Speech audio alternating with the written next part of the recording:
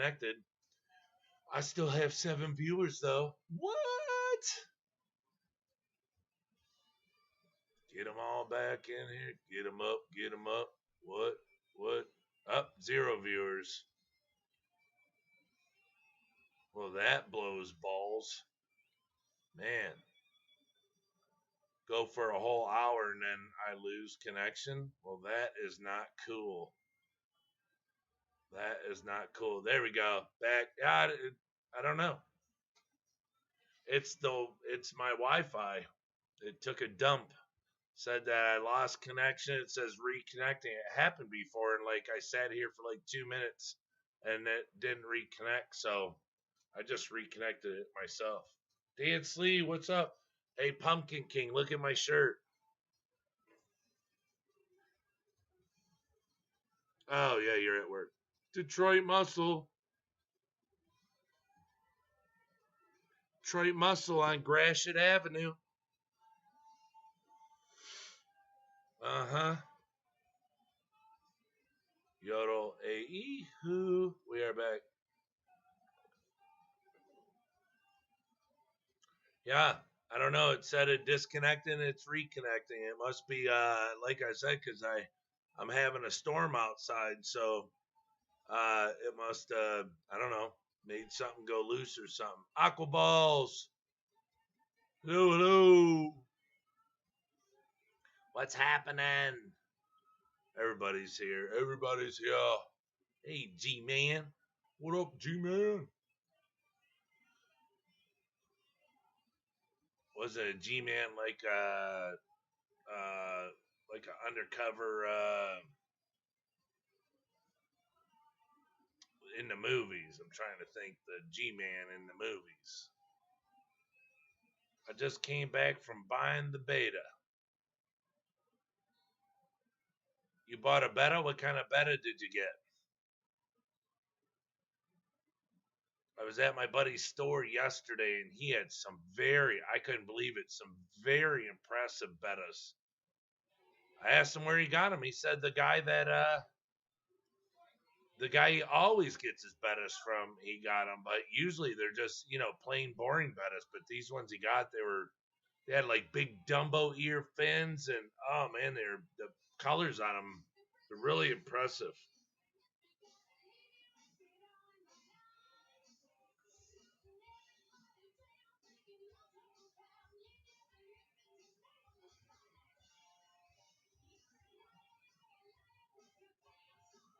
Yeah, we got a beta upstairs, a blue one. It's I don't know. It's okay, I guess. It's blue. So they gave it a name. What do they call it? They call it lapis. Betas have come a long way these days. Yeah. Oh yeah, I see some on Facebook from like overseas, and they're incredible.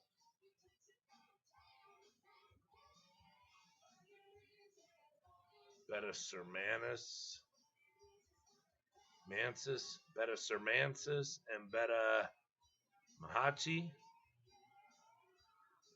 Yep, sounds like they came from overseas, where the real good ones come from. So I just wish you could put them together. Because if you could put them together, gosh, I'd have a tank full of 15 of them. They're just sweet. I mean, the females, they got really nice females too. Excuse me, but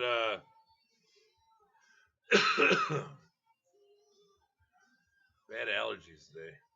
Probably because it's raining and it makes the air humid. Uh,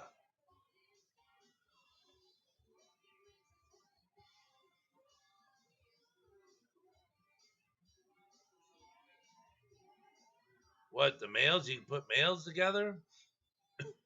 I, I didn't know. Excuse me. Yeah, I didn't know. I thought it was just females.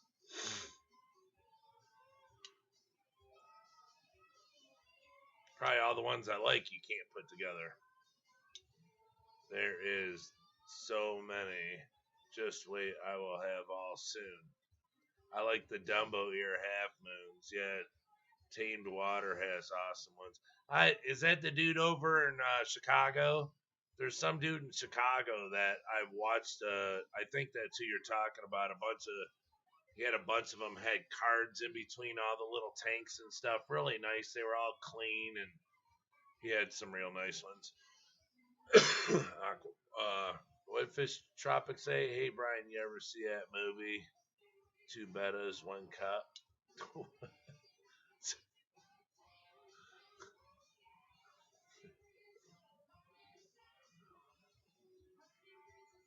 You're crazy.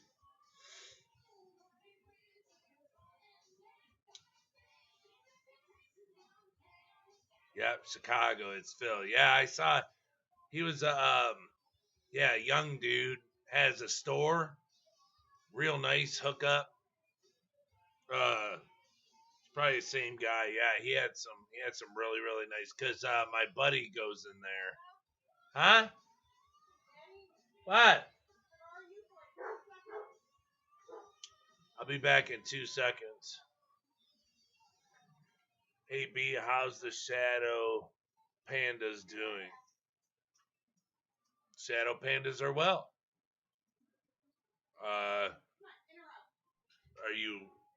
Are you needing some? I'll be right back. Give me 30 seconds.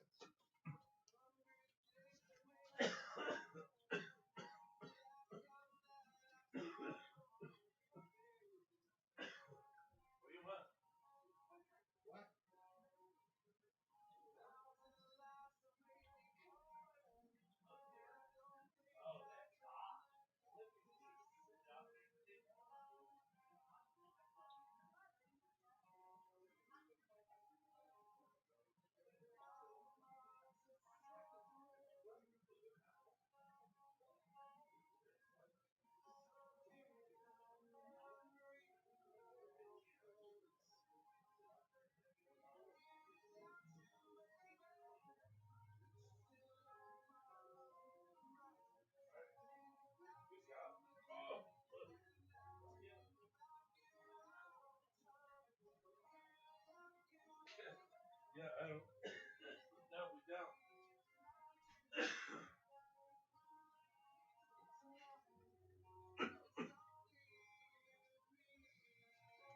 Hello. All right, I'm back. Griffin Fish Room. Hello. Thank you for showing up to the stream. Sorry, everybody. Excuse me. Mrs. Detroit needed me to come outside and see her fire pit that she built that she got for Mother's Day. She got the propane one. She's got my barbecue tank underneath it, and it's a really nice table with all the little glass pieces, but she wanted that for the patio, and it's pouring rain outside, so they could sit outside and stay warm, and sit, under the awning out there, and instead of going out there and being chilly, they could stay warm. It's pretty neat. Why do you want to know about my Shadow Pandas, Pumpkin King? Hey, I told you I got your package already filled, ready to go. It's full. So it'll go out tomorrow. Yeah, betta fish are incredible. I don't care. I don't care what anybody says. They're really nice. Like I said, I wish I could just put a whole bunch of them together. It'd be nice. I don't like a fish tank with only one fish. It's boring to me. Yeah, sky is the limit with betta fish. I mean, they're starting to make them look like koi and all sorts of stuff. They really look nice.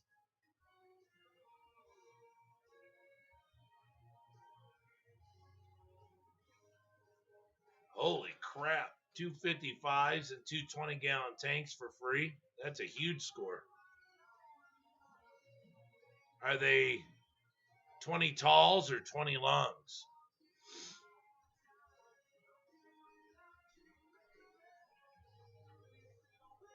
Yeah, she went, Monica, she went, oh, nice happy Mother's Day to her.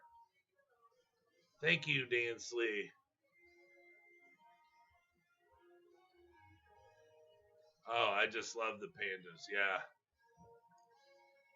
Yeah, I don't know. She mentioned that today that she wanted the fire pit, and so I told her to go buy one. So she went and bought it.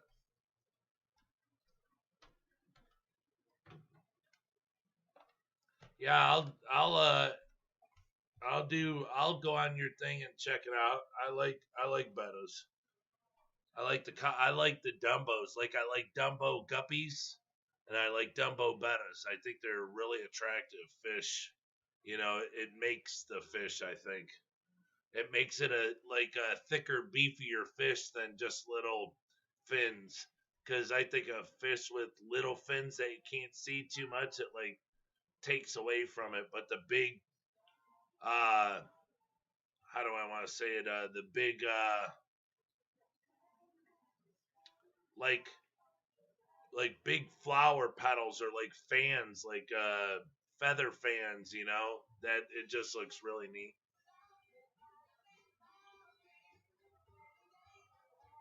How much for a dozen orange really shipped to Vermont? Uh, $60 streetwise,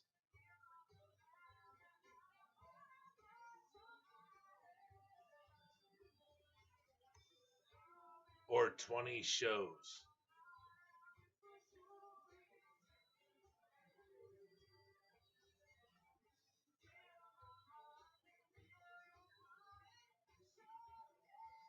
Aqua balls like 30 and 10,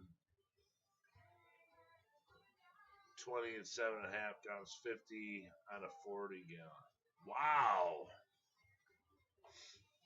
Not sure yet. I'll take either.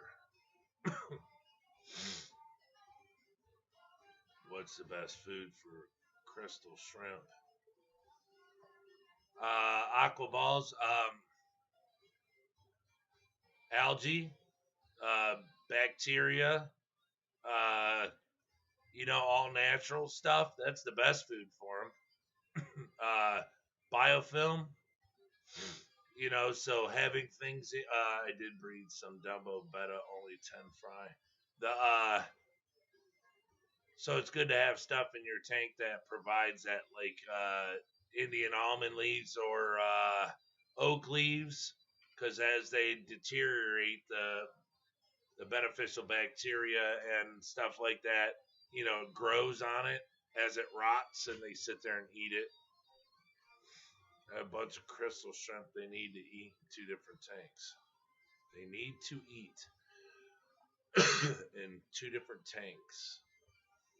Yeah, then if you want to go, I would say, I mean, if you need an answer right now, it's something that you can buy, that you don't have to like go store to store back to AE. If you really want to feed them, big time, and then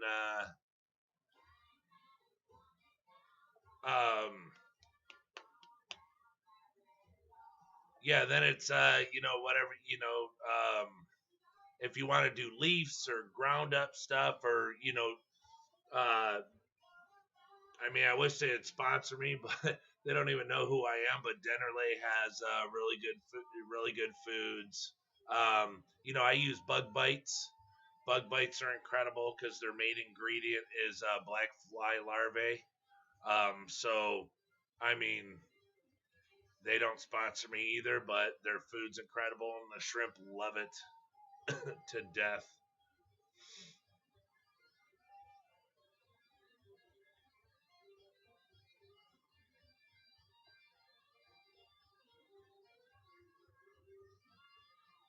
I have 50 Dumbo-eared red mosaic. Monica started with 3 2 months ago. What? Wow. Oh, mosaic. Oh, guppies. For some reason, I thought you were talking bettas. I was like, boy, you could really hustle some bettas. Factor AE was not my favorite powder food. I almost killed all my plants. You almost killed your plants with Bacter AE. Well, Bacter AE, you got to feed really small. Here's the thing is, you feed for the amount of shrimp.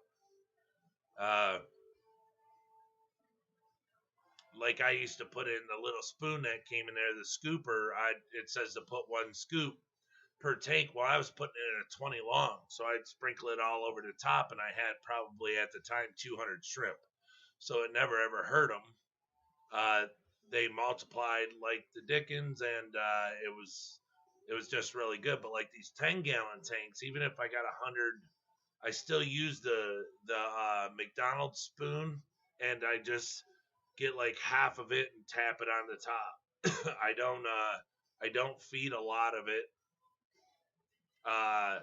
but Bacter AE is really good. You just have to feed it sparingly. That's the problem I had to get past was feeding shrimp. Shrimp need small amounts of food, not a lot. Yes, Priscilla, your shrimp are caught in the package. Hey, I did my best. I even got my jeweler's loop out, Priscilla, to try to make sure that I gave you females. So let's pray that my eyes did not deceive me. But I have your black King Kongs and your Snow Whites picked and pulled. Oh, now I gotta. I gave you extra shrimp. So I'll just throw in some food, some powder food for you because I know you wanted it. I hear yellow Neils are harder to keep for some reason. Is that true? No, not that I've ever noticed. No, I have every color shrimp, and now there's some that are finicky, but after a while they're not finicky anymore. Like my Dragon Blood Blues, they don't want to do shit for me, So it's like I feed them. There's so much algae in there right now from my bacteria that they're just eating in the tank. That's what I'm saying. Their appetite, they're just scavenging. I mean, I could leave them go for a week without feeding them. Nothing's gonna happen because that live bacteria promotes. The glass is just covered in algae, and all I did was leave the light on for 4 days straight, and now it comes on every day after that normal, and that and the Black King Kong tanks. Those are the ones that I kind of I started from scratch with the bacteria.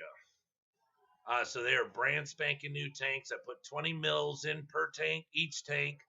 I set my water, excuse me, and I didn't even check to see what the TDS was. I just put like 6 milliliters in there, and then when it came the day to put the shrimp in, that's when I tested the water and made sure that it was where I wanted it. Then I just put them in, and the tanks actually have more algae than any of my other tanks, and I only let them. I put the bacteria in there, only let them go for 4 days with the lights on 24/7. Up, dogs are fighting, but and they have the most algae. But in both tanks, they don't like attack the food when I put it in. They'll eat it, but there's, like I said, there's so much algae in there. Like I have an extra sponge filter. I had an extra sponge filter in each one till today, and I took the one out of the Dragon Blood Blue to put in for the prawns tomorrow. So this one has a extra filter. They just sit all over it. They just eat the algae and everything all day long. They love it. So if you can get them, you know, uh, all natural. That's the best. That's why every water change I put 1 milliliter of live bacteria. So I don't have to count on the lights to create it. I just put the bacteria in there and it just helps grow it. And, you know, it just keeps them fed. I only put just a little amount in 10 gallons every 2 days. Bacteria plants starting to melt. I stopped using it. What kind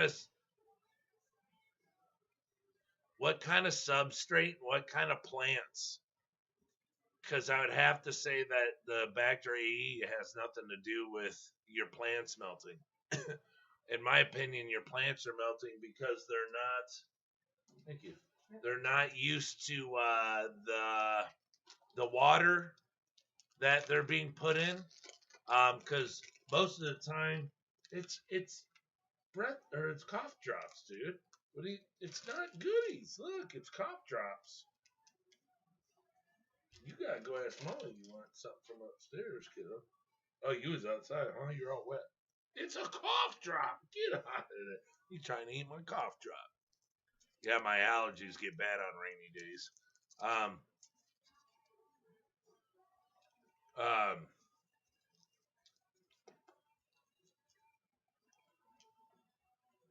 how do you get yellow willies? As far as I know, they're just calls from yellows, but they say that they're one of the hardest shrimp to reproduce.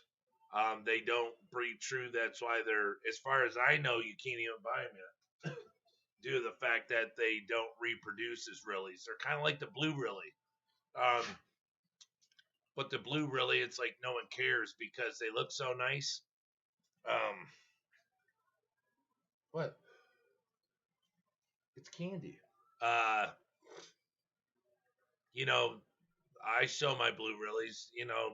Most people that buy them don't care that they don't all breed true, but they still get blue willies out of them. But yeah, they don't breed true. But yeah, so I'm sorry to finish your question. I lost track. Yeah, yellows aren't no harder. It just like I said, it depends on the shrimp once in a while. I don't have any that are harder than others to. It's just like I said. How do you make a blue? Really, uh, really, I don't know. I'm not that. What elements in bacteria you think pulls oxygen? I am confused.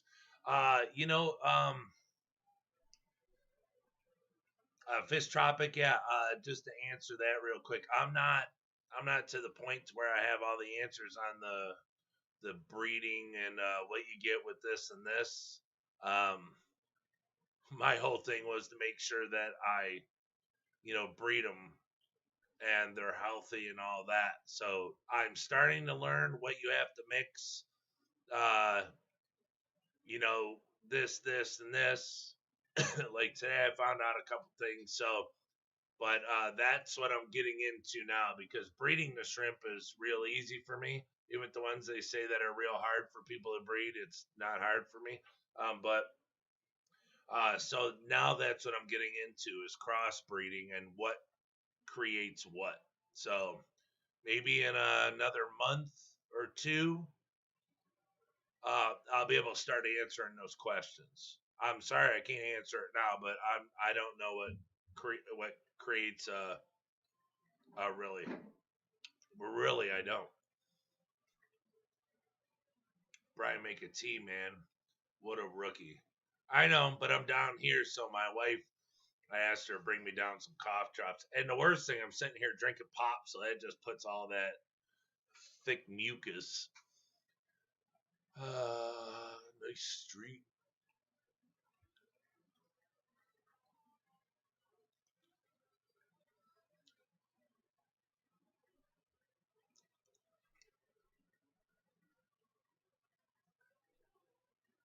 Oh yeah, sorry Priscilla. Yeah, the thing jumped on me. Yeah, I just figure I mean, it doesn't hurt me to give you more shrimp. I'd rather have you have more shrimp than, I mean, the powder doesn't mean anything to me. I mean, it does because, it takes me a while to make it, but I mean, I'm good with it.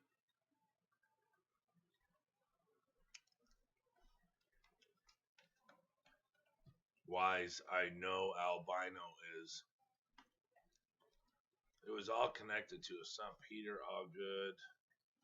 Ultimate natural substrate. Yeah, I don't know, Priscilla. Back to that question, or the answer. I'm not sure. Excuse me. Uh, this is. I have no clue because I've never had a problem with Bacteria E. Never once have I had a problem. Anything. Oh, and I'm sorry, Aquaballs.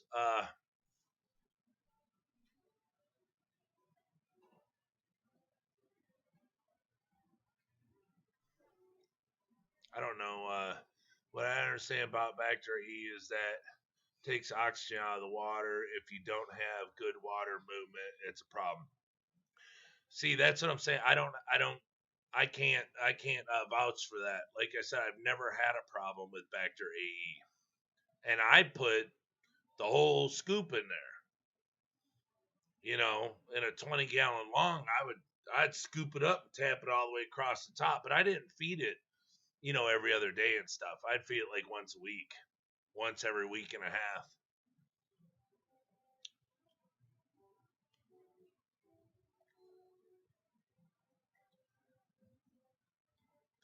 But as far as I know, Aquaballs, this see, that's what I'm saying. I'm not a scientist, so I could read this all day and not tell you a damn thing. I have no clue. I mean, it says amino acids, polysaccharides, xylanase, glucanase, amylase, proto blah blah blah blah blah. It's the only one. The only one I know is the first one, amino acids. So nowhere on here. Okay, it says, look, even with my bifocals, it's hard to read. They do that so you don't know. It says add its important microorganisms, amino acids, and enzymes uh, to your aquarium if enhancing water quality and it enhancing water quality and improving the development of biofilms. So it says it enhances your water quality, which are essential for shrimp.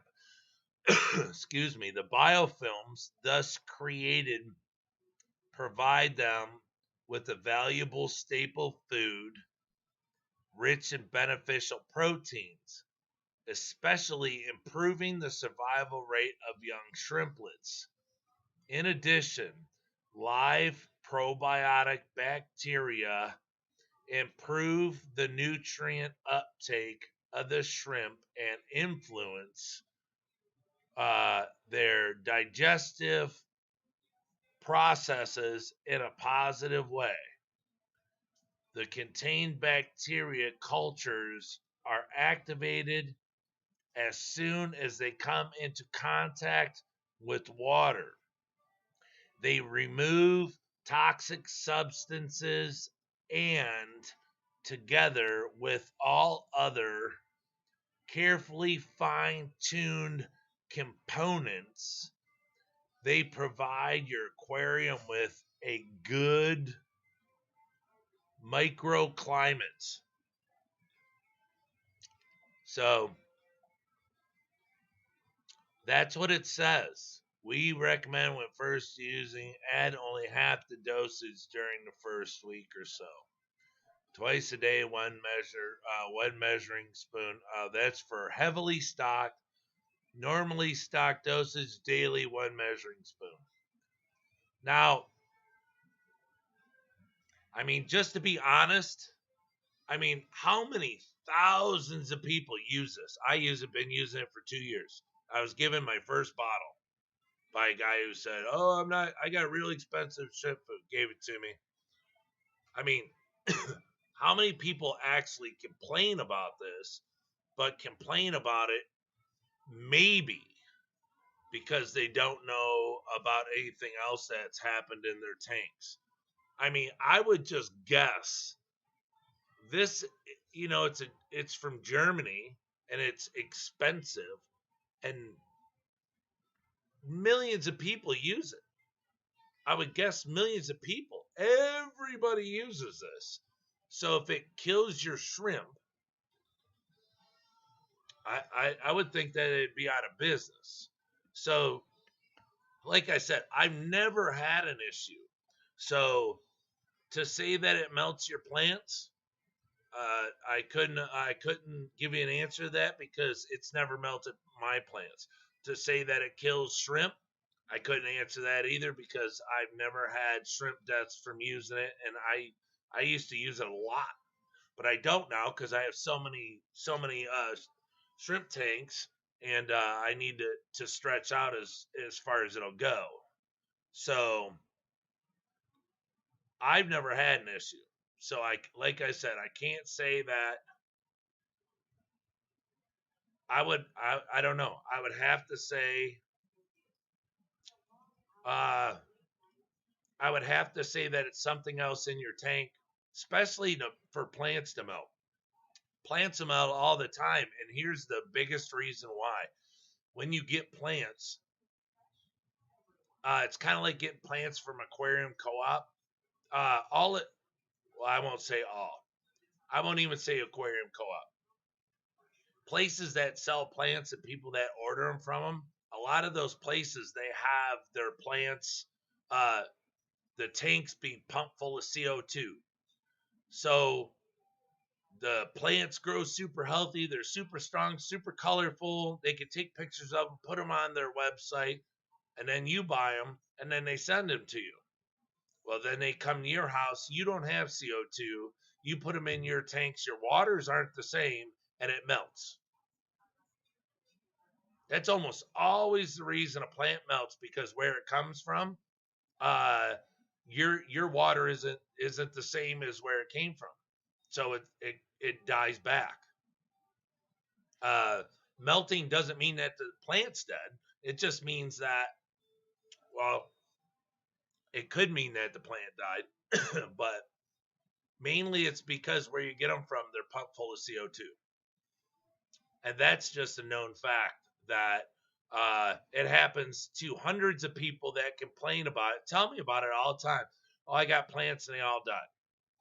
I got plants, brought them home, they all turned brown, leaves fell off them, everything. And I'm like, well, you got CO2? No, what do you have? Nothing. I just put them in a tank and, put Flourish on them. Well, yeah. Well, there used to be pump full of CO2. So,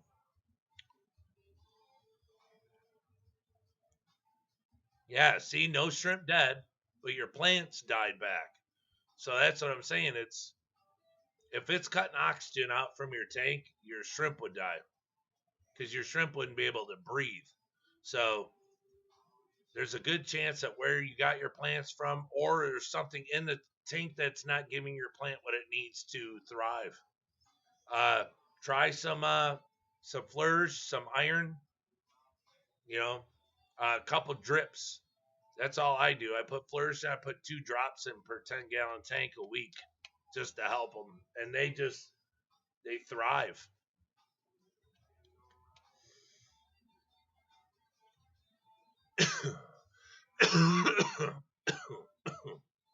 Excuse me.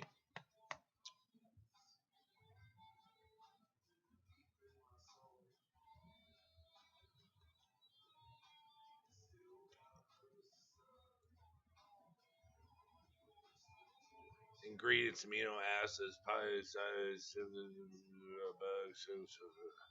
yes,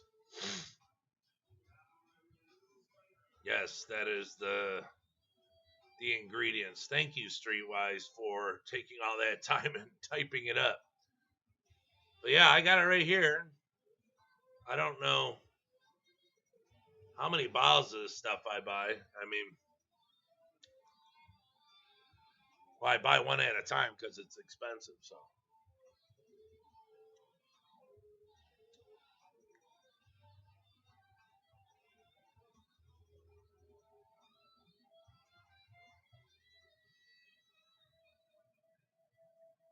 really, Fish Tropic. Why can't I read a bedtime story? I can't read this little itty bitty writing on here, bro. It's hard for me to see it. It's like Braille.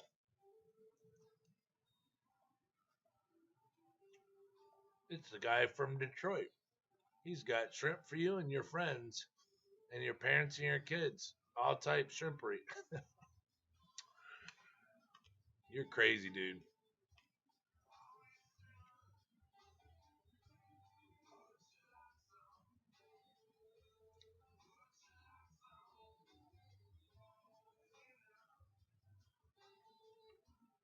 Even if it does pull oxygen, crypt should melt in low oxygen environment. No, crypts are sensitive too. You gotta have your substrate's gotta. If it's dying back, I God, I don't even know if I put a root tab in there.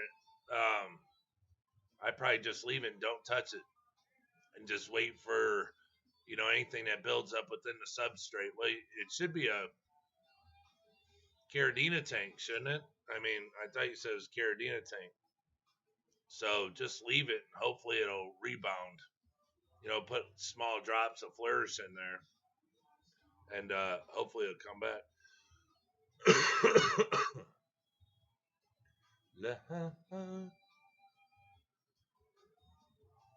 I don't dose in my shrimp tank.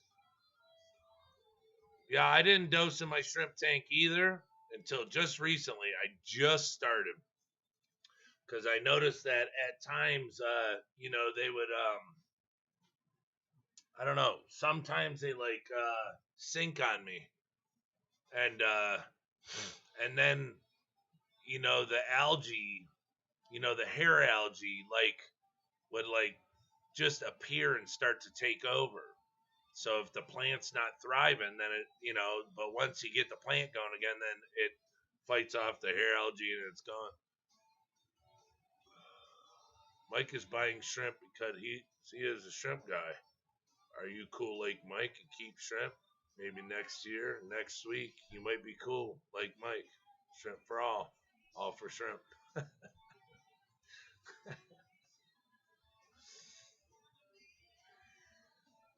Rob from Flip gave me 2 containers of Bacter AE like a year ago. I haven't even gone through half of one yet.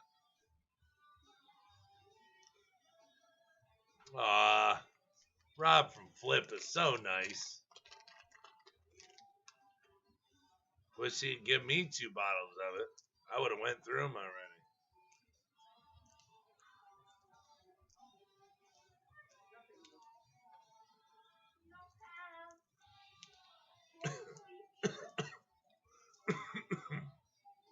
This tropic, stay dripping.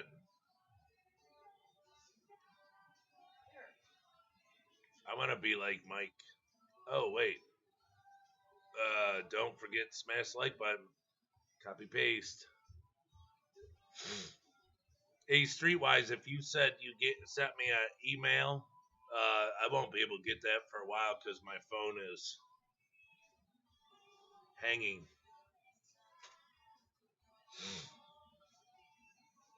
But if you need to put in an order, let me know. Send it to my PayPal, and then I'll get the information tonight when the stream's over, and I'll try to get it out to you first thing in the morning. Be right back making coffee. Make me some aqua balls.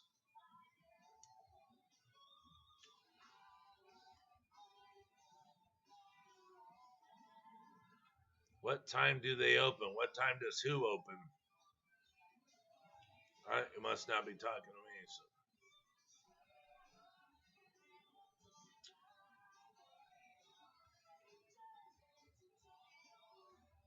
Well, raise your hands.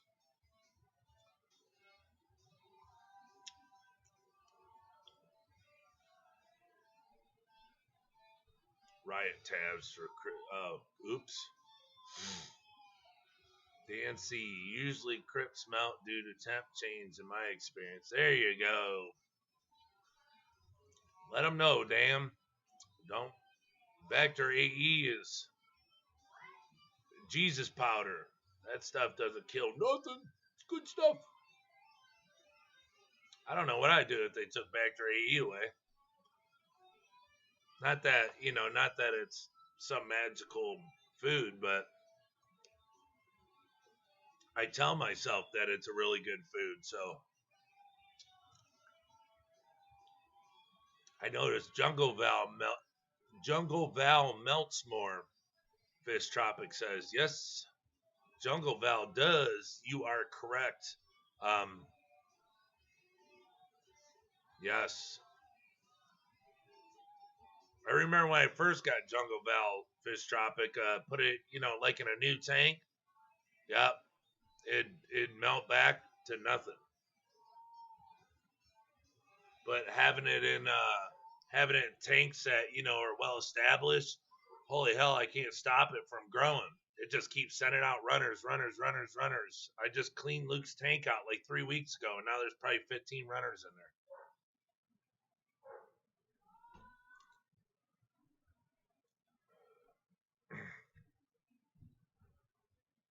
Yeah, there you go. Streetwise, Crips respond really well to negligence and quiet time. So do shrimp. Verdict is it? College shrimp keeper. Shut the back door. Where you been, yo? What is up, shrimp people? Good to see you here, buddy. Rob is one of the most genuine and nice people on the planet. All right.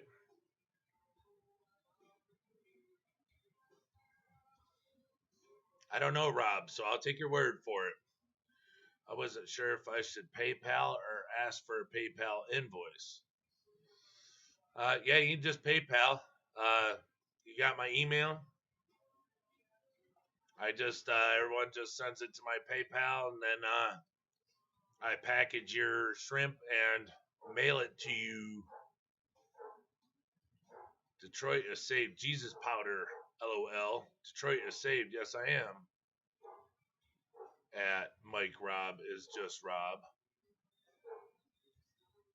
Mike Green, LOL. Yep. Good guy, though. Good nuts.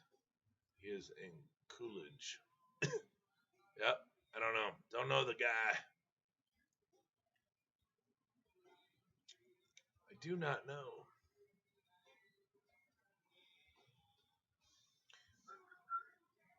Sunday morning, banging my head. So anybody do anything cool today? Anybody do anything cool today? Was anybody kung fu fighting?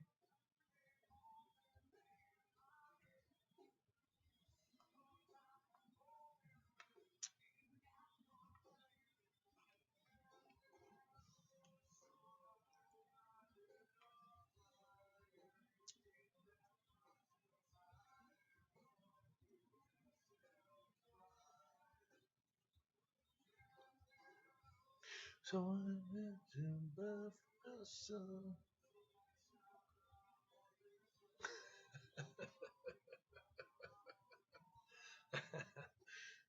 Really, Tropic? Everything is closed. So you can't do nothing cool?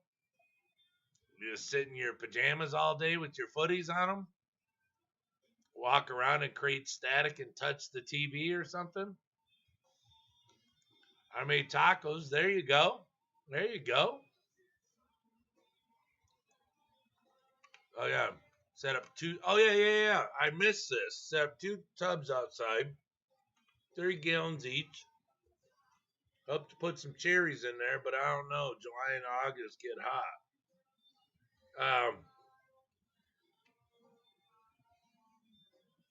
Are they sitting in the dirt?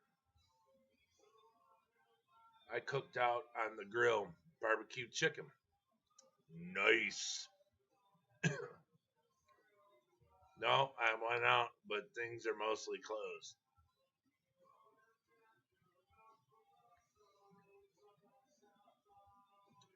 I visited my 80 plus folks in the woods and talked about outdoor tub locations.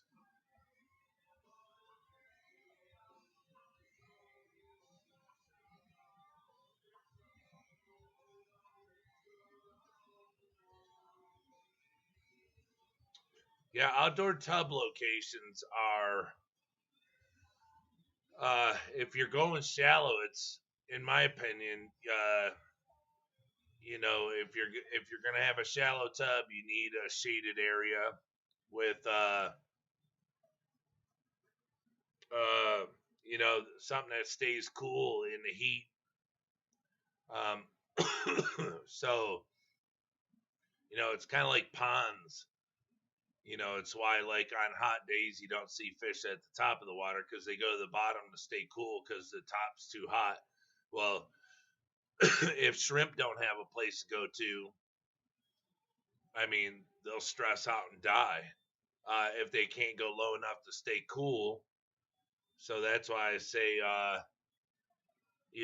they should stay in a shaded area uh, with cool ground. Put it right in the dirt if you can, because the coolness of the ground will help keep the lowest level of the water cool. It'll suck the heat out, and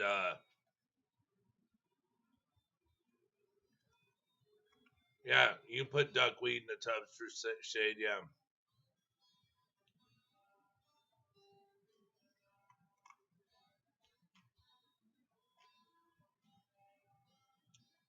While you were talking, I removed the sticky residue. Sticky residue. I don't know what sticky residue is. All right, Monica. I didn't know Daniken had a show tonight. Streetwise says, I'm thinking partial shade. This is Vermont woods.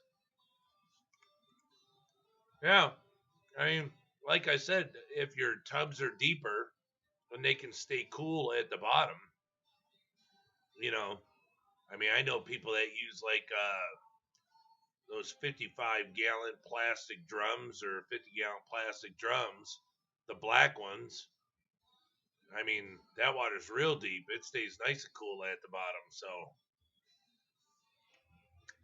those are good containers. Yeah, so that's what I do, Priscilla. If I was you, I mean,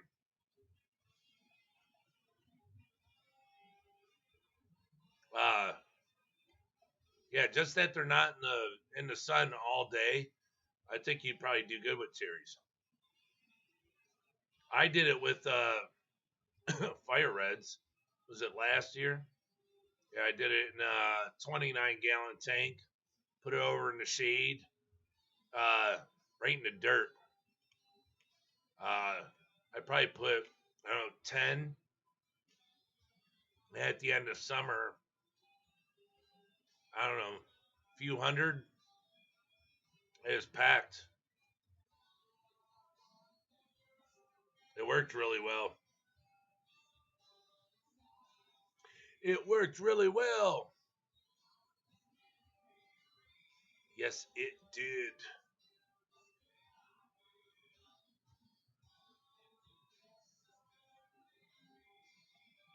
Oh, Sand Creek Aquatics, thank you very much, sir. I really appreciate it.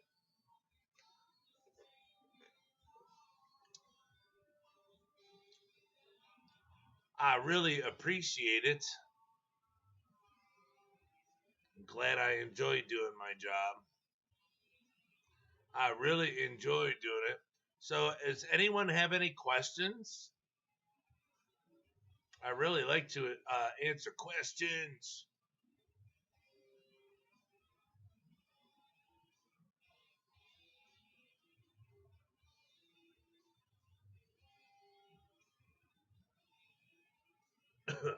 And now I was thinking of putting it on a tank. I want to video my PRL tank. I really like it. They're really active. I'd like to. I was thinking about that all day today, but I thought I'd start off with just the wall here. And I really don't want to. I'm not looking to feed anything today due to the fact that they've been fed a lot, and I want to give them that day off. And no, sir, no, nothing whatsoever on the racks. It's just air. I got the PVC air lines, and I just have my lights that are all linked together to one remote. But other than that, it's as low maintenance, low tech as low tech as possible, as cheap as possible. How do you feed the green crack? Just sprinkle it in. Yeah, anything you can get that's real small. Like I keep saying, I get you probably go to, I don't know, go to a dollar store or something, and get little spoons like McDonald's spoons. I don't know where the guys get it that I used to get food off of. But I would ask them for extras, and they'd send them to me. You probably order them online, but they're little McDonald's spoons, kind of. They don't have the M on them, but they're the exact same. But yeah, you can stick something small in there. Just get like what I do sometimes is like I take a wooden skewer, and I'll stick it in there and pull it out, and it sticks to it, and I just tap it, or I'll get it wet in the tank, stick it in there, and then put it in the tank. There's a million ways to do it, because if you're looking just to put little bits in, yeah, just something like that, get the skewer wet, stick it in there, and stick it in the tank, and but yeah, that's all I do is I just sprinkle it on top. But I use something to sprinkle it. I don't like tap a container. My luck, I'd knock in a quarter cup or something, and there'd be a mountain of powder in there.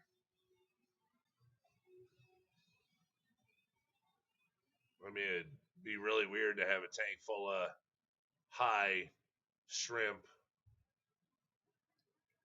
on leaf powder. HC Aqua, what's going on? Thank you for showing up.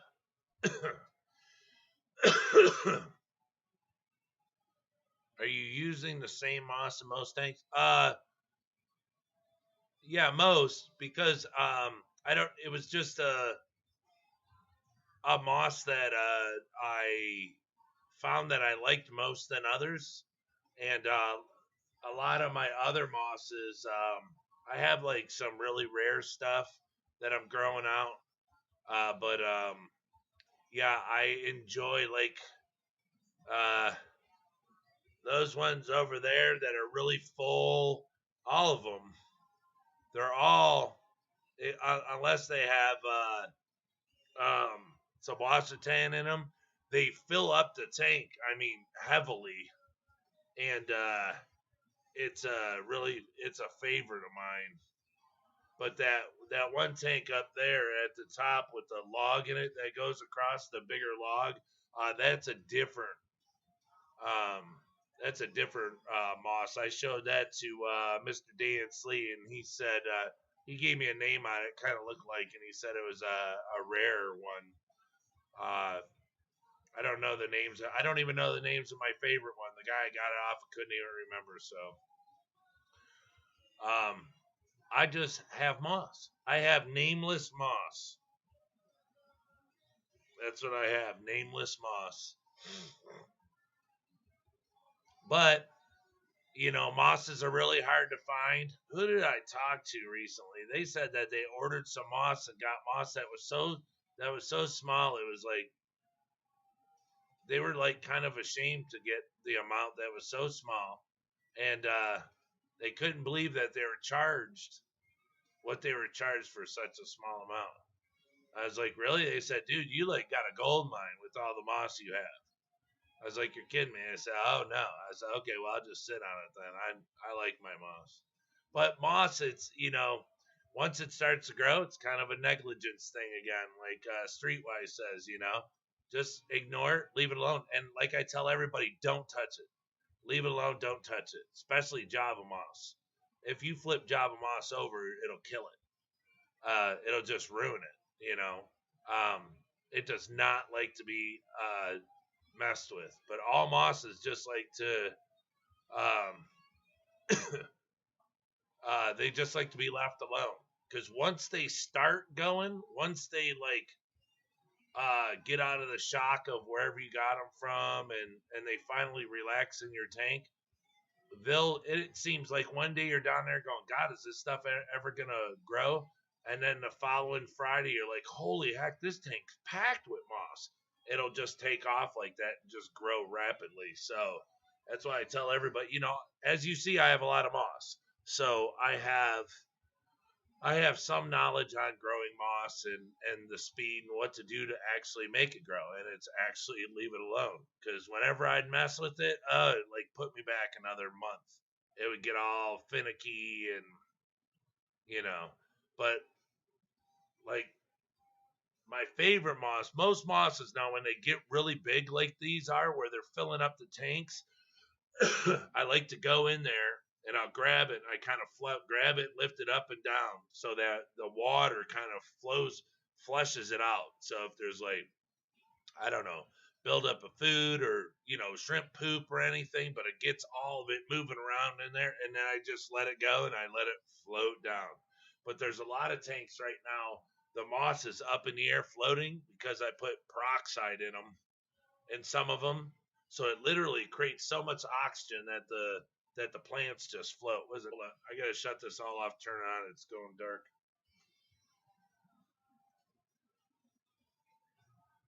There we go. So, yeah, I'll fluff it up like that, but I don't flip it over. But the moss I have, you can flip over. I have some mosses that, I'll tear pieces off for other tanks, flip it over. It doesn't even bother. The only one I ever had an issue with was Java moss. And I have that tank like right there where the moss comes all the way to the front. That's Java moss and then the tank next to it, these two tanks right here, the fronts of them are Java moss and they're on wood. And when I got rid of the Java moss was literally engulfed the whole tank. I don't know why I got rid of it, but I got rid of it. And the wood I had in the tank, it grew to it, so I had to rip it off, and I left the wood in there. Well, now the wood's all growing, or the Java moss is growing crazy all over the wood. And now I just moved a big log out of the Blue Bolt tank. I don't know if you can see it now. This one right here usually wasn't empty in front like that. But there's a big log with a huge mat of Java moss on it like this. Well, I put it over in the tank where I'm putting the prawns tomorrow. Yes, I said it. I'm getting prawns. So, it's, yeah, moss is really cool. I don't know the names. And I do have about 1, 2, 3, 4, 5, 6, 7. I have maybe about 8 types, 8 different kinds. But yes, to your answer, yes, most of the ones I have are the one moss that I like so much, which is that full one way over there. But almost all of them have my favorite.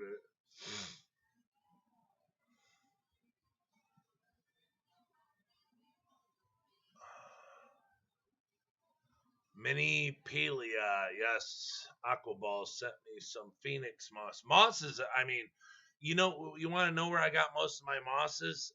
Was I think when I'd order shrimp when I first started out, I'd buy shrimp and they'd send moss to for the shrimp to hold on to.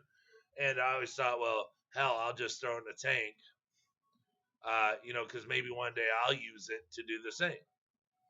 And then it would just sit in there and it would grow and grow and grow. But when they sent it to me, it was like at a stage where it wasn't even growing.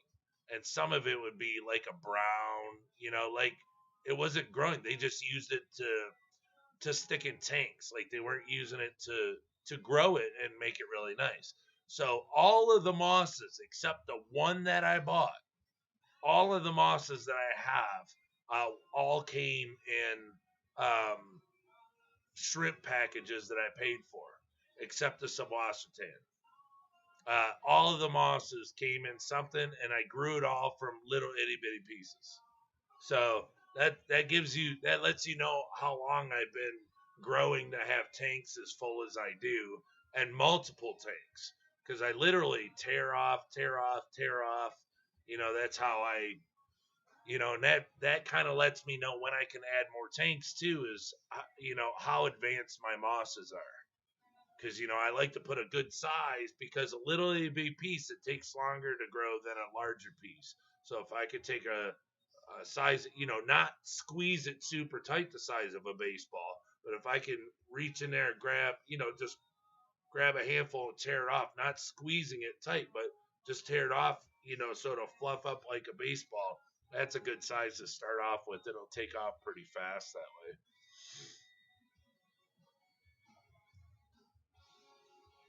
So what kind of crossbreeding are you trying, or is it a secret? No, I'm not. The only thing that I did was put an orange-eyed orange Caradina in with my red tigers, because I wanted to breed the orange eye into them. Uh, so she got pregnant, had let go of the babies. I sold all the red tigers, and the orange eye orange. Somebody wanted it, so I got rid of that. So I have the babies, but none of them have orange eye. So hopefully the next batch they'll spit them out. But I mean, they're for sale. It doesn't matter. I sell anything, but that's the only thing I've tried so far. But when I finish this rack right here, that's where I'm gonna start doing it, because I don't want to take away tanks that are holding my business shrimp, and empty it to put 3 shrimp in it. So I'm gonna do that over here on this wall. What I'm thinking is do this wall, finish off, get my 50 tanks, and then back here behind me where these 20 longs are, take those out and build a rack for like 2.5 gallon tanks, or 2.5 and 5 gallons. Like maybe, however many 2.5s. That way I can put my trios in there, and then, then take the babies out of there, put them into 5 gallons, and stuff like that. So I'll have like a breeding area. That's what I'm thinking of doing. Because you got to figure, I mean, I really don't have anywhere to do that, not yet. Because, everything I have, all my tanks I have is, something that people want. If I, like, take out my red-headed pintos over here, then what am I going to, to breed something? Now I don't have red-headed pintos anymore. Even if they don't sell, they're like one of my favorite shrimps. Now I just screwed myself. I mean, even though I have them in the mixed tank, but the mixed tank is red pinto mixed tank. Those, is my red-headed pinto tank. So, everything I have is for a reason right now. But like I said, once I finish this rack here, then I'll build a mini rack over there, because 5 gallons are nothing. I mean, I could turn them horizontally and do like 3 per shelf, 3, 6, do like 6, do like 6 5s and 6 2.5s. So each tank that I have, the trios in, when they have babies, I'll move them down into their sequestered, their numbered tank, so it'd be 6 and 6. And then once those projects are done, then I move those out of, let's say out of the 5 gallon, put them in a 10 gallon so they start to breed more if it's what I want. And then put a new trio or something in that 2.5 gallon, and start that way. And, you know, you don't, you don't really need a huge area, to breed, and I did like, Fish Tropic. He's silly, but he has good ideas. And he was like saying that like I could like rent out those tanks so people can choose what they want me to breed, and like I'll breed if you're interested what shrimp will breed. Putting them together. Uh, I'll put them in the tanks to breed them, and like you would like sponsor the tank. So you choose the shrimp to breed, you sponsor the tank, stuff like that. So I thought that was pretty cool. So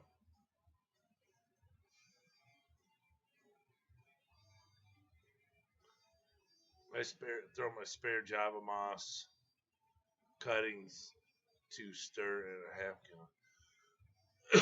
Oh yeah, Java moss will grow anywhere if it's left alone, and it'll grow big time. Dang, Miss P, just freebies everywhere.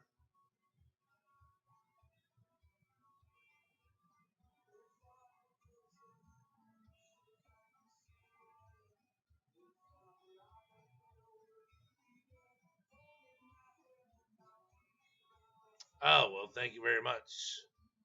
The gosh, did I hold on? Let me see if I still have that Ziploc bag.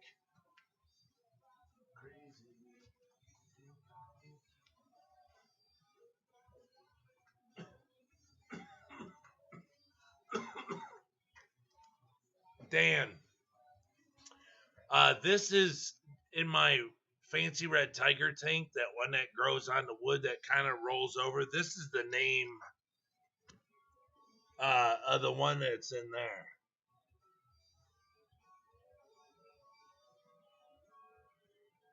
That's the name. The guy wrote it on the bag. I got it off an auction. I don't know, probably 10 months ago. And it came in pretty good size. It came in uh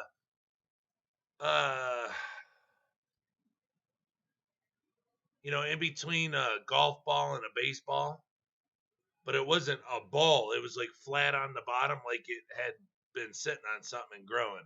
So all I did was sit it on the wood in that tank and left it there, and it literally grew itself onto it. Now it's covering the tank, but that's the name of it. I never got rid of that bag because I didn't know the name of it, and I want to start to, make clippings of it and start to like grow it, uh, in other spots and stuff, like cut it off and see if I could tie it to stainless steel mat or something and see if I can get it to grow.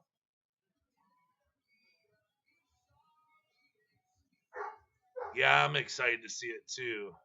What makes the orange eye shrimp is that its own genetics.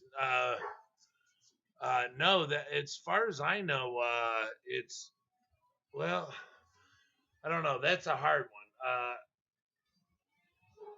For me to answer, I don't know 100% because someone, it's a big, well, it's not a big, but there's people that have different answers for that. Some say no, and some say yes. Some say, because they say they're blind, and as far as I know, orange-eyed shrimp are not blind.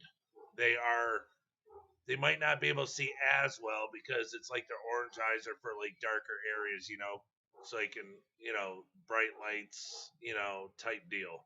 Uh, then they say that it was man-made, and they said it wasn't. So, I mean, some really big, well-known shrimp breeders and keepers that I don't know personally, but that I follow in Germany and all over, they say that they're not blind.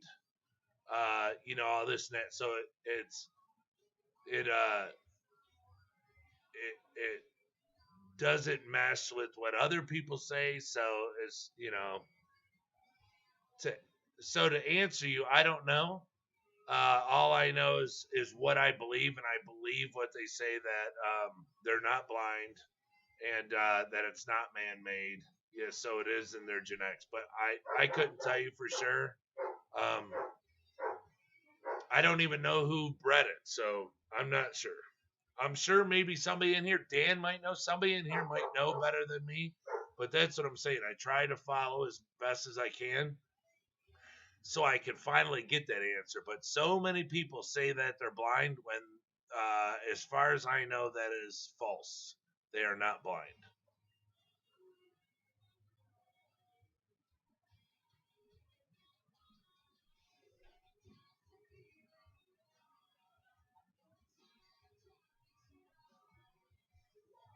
Yeah, okay. Orange eye is simple recessive. So it's a recessive gene originally comes from wild population of the blue tigers. Okay, so see it's a gene. So that doesn't mean that they're blind. So, lot I mean, you ask people today if they're blind, they'll say yes. You know, Definitely not man-made. Okay, there you go. Not man-made, not blind, it's a recessive gene. So there we go.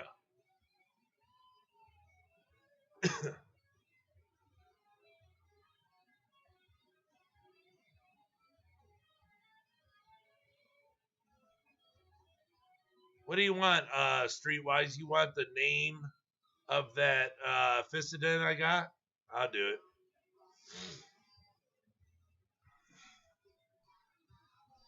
If he spelt it right, I'll do it.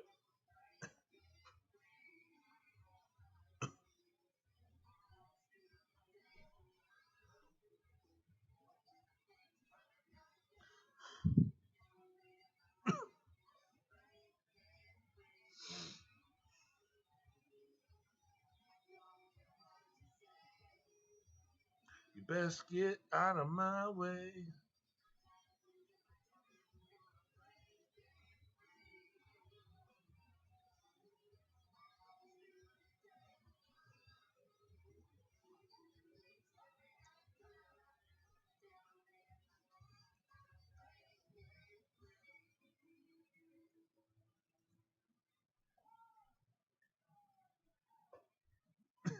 B-I-K. B-I-K.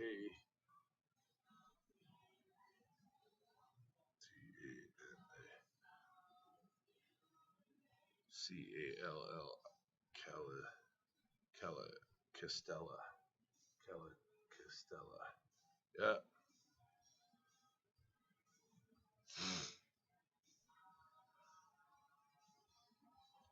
So that's the name. If that's what you wanted, Streetwise, that's the name on this bag.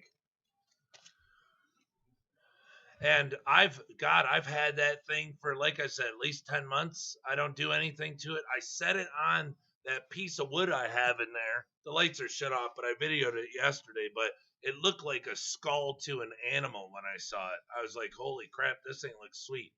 So when I put it in there, it kind of had a flat ledge. And I just set it there. I didn't know where to put it. I didn't want to put it on a 3D ledge. I just didn't know. And I was like, okay, well, it's heavy enough, literally heavy enough, it just sits here. So I left it there. And now it's just draped itself over and it's growing up. The wood stuck to it. So that's why I'm thinking I could go and just get clippings off of the top of it and start to propagate it and just make more. Yeah. I'll just like tie it to. See, I don't want to keep tying stuff. I don't want to tie stuff to Java moss, or I mean to cholla wood, because it deteriorates and they eat it, and then I'm kind of screwed. So I have to find something.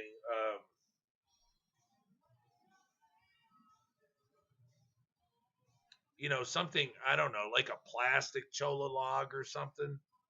They do sell those, but plastic stuff scares me unless I know that for sure that it's fish tank safe or food safe, food grade. Gently subscribe, gently caress the subscribe button. Yes. How do you know a shrimp is blind or not? See, that's what I agree with you, Priscilla, 100%. That's what I'm saying. That's how Dan said. It's they're not, because see, there's and there was so many people, here in the U.S. that say, you watch all these shows and they're like, yep, they're blind, they're blind, they're blind. And it's like, what do you mean they're blind? And it's like, oh well, they can barely see, and and that's what I'm saying. How do you know? I mean, I could understand if it's a recessive gene, and like Dan says, and let's say they're orange to because they're found in like dark, like certain things are like found in caves and stuff, certain fishes and stuff like that. Well, if they come from a dark area in streams that are dark, if they flourish like underneath rocks and stuff and everything like crayfish, um, then an eye that sees better in the dark would work for them. But yeah, that's what I'm saying. I don't know. I mean, you could go boom, and I mean, if they don't move, then they might be blind. But I don't see it. I don't, I don't see it really doing that. But that's what I'm saying. I don't know if you know her. She's in Germany. It's what's her face? Really renowned woman, blonde hair, really heavy German accent. Polar, is it Polar? Mo Polar, I believe. She's the one that she's this one. I mean, she's gangster. She even says, don't drip your shrimp. Just put them right in. And but she says, like, let's say I want to start another tank. She says if the substrate's the same, water's the same, everything, more or less, all you got to do is make sure the temperature is the same. She's like, oh, just put them right in there. And she's like, the dripping thing, all the watch her go. She's a simply, I think, I don't know if anybody can. Yeah, Mo Polar, yep, shrimp art. The woman's gangster.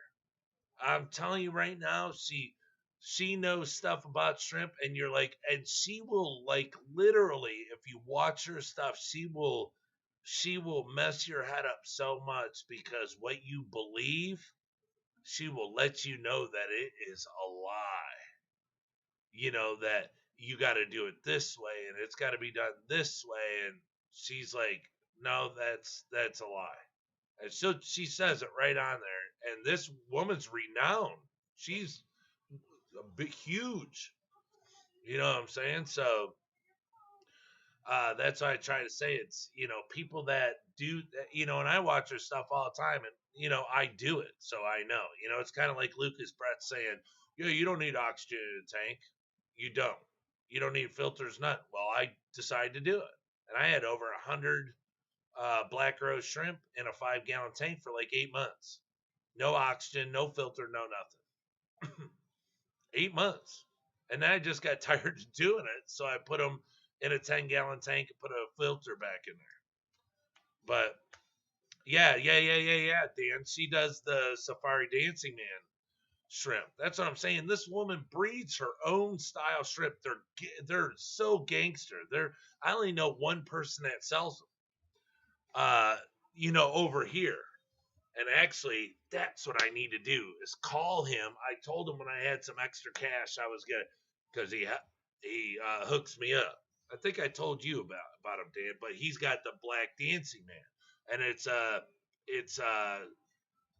super black, or it's a fancy black tiger, but it's not called a fancy black tiger. It's the Safari Dancing Man, because the design is different. But it's Mo Polar's her own breed, and it's hot. I mean, it's a big deal. Some people that that sell shrimp and stuff, they're like, and it's like, what do you mean, Her stuff is out cold. I mean, you got like Vin shrimp. I mean, top notch stuff. That people just because some people they just have to have, like, let's say, a Vin tank within their tanks. They have to have Vin shrimp. You know, somebody has to have so and so's, because of how they breed them, but it's their style. It's way different. The shrimp look way different, and it's understandable. And you have to pay for this stuff. It's not like, like it's as cheap or the same price as something else, because these people, like I said, Vin and all these people, they breed for years and years and years to do this stuff. If you guys watch Shrimp King, excuse me, Chris Lucop, he just did a bunch of videos today going house to house, breeder to breeder, all this stuff, seeing all these guys. And he's like, how long have you been breeding these shrimp? One guy's like 2 years. Then he's like breeding these shrimp for 5 years. And I mean, these are just single shrimp that they're breeding to try to get them to look some way. And then all of a sudden, when they get where they need to be, then they, they'll sell some to sell somebody, and then they breed them, and they sell, and then all of a sudden they're over here in the U.S., 5 years later, and we're so behind the times, but that's what people pay for. But these people, I'm telling you, shit. We're all water this, water that, TDS this, TDS that. I mean, their numbers are probably so different from ours. I mean, when Chris does it, Luke Cop, he'll go over there. What's your TDS 300 in a Caradina tank? How often do you change the substrate? Oh, I haven't changed it in 5 years. What? Why change it if it works? 5 years. But over here, everyone's concerned about, we got to watch if the pH starts to go up, this and that, blah, blah, blah. But these people over in Germany, they ain't changed their substrate in 5+ years, because why change it? The shrimp are doing just fine. There's no reason to change it. So that's what I'm saying. A lot of things we believe might not be as true as the person trying to sell you the snake water, to buy their products. You know what I'm saying? It's it all comes down to that. That's why, like, even here with us, even with the foods, we try to keep it as natural as possible. Leaves, powder, because the whole thing is someone asks, what do shrimp like to eat? What was it? Aqua balls. What's shrimp's favorite food? Algae, dead, rotting, I don't know, little guppy, or I mean, a little fish in the stream. It's all natural. That's the thing, is that's where a tank really, really takes off and explodes, and you get the best reaction, I think, out of your shrimps. Is, I mean, look at you see my snowballs just swimming around in the, I mean, you just see them just all around in the tank. It's just, just healthy, happy shrimp, but it's like, if you can keep it as natural as possible and try not to do so much man-made, stuff that comes in these things, and just try to do, build on your beneficial bacterias, build on your, your,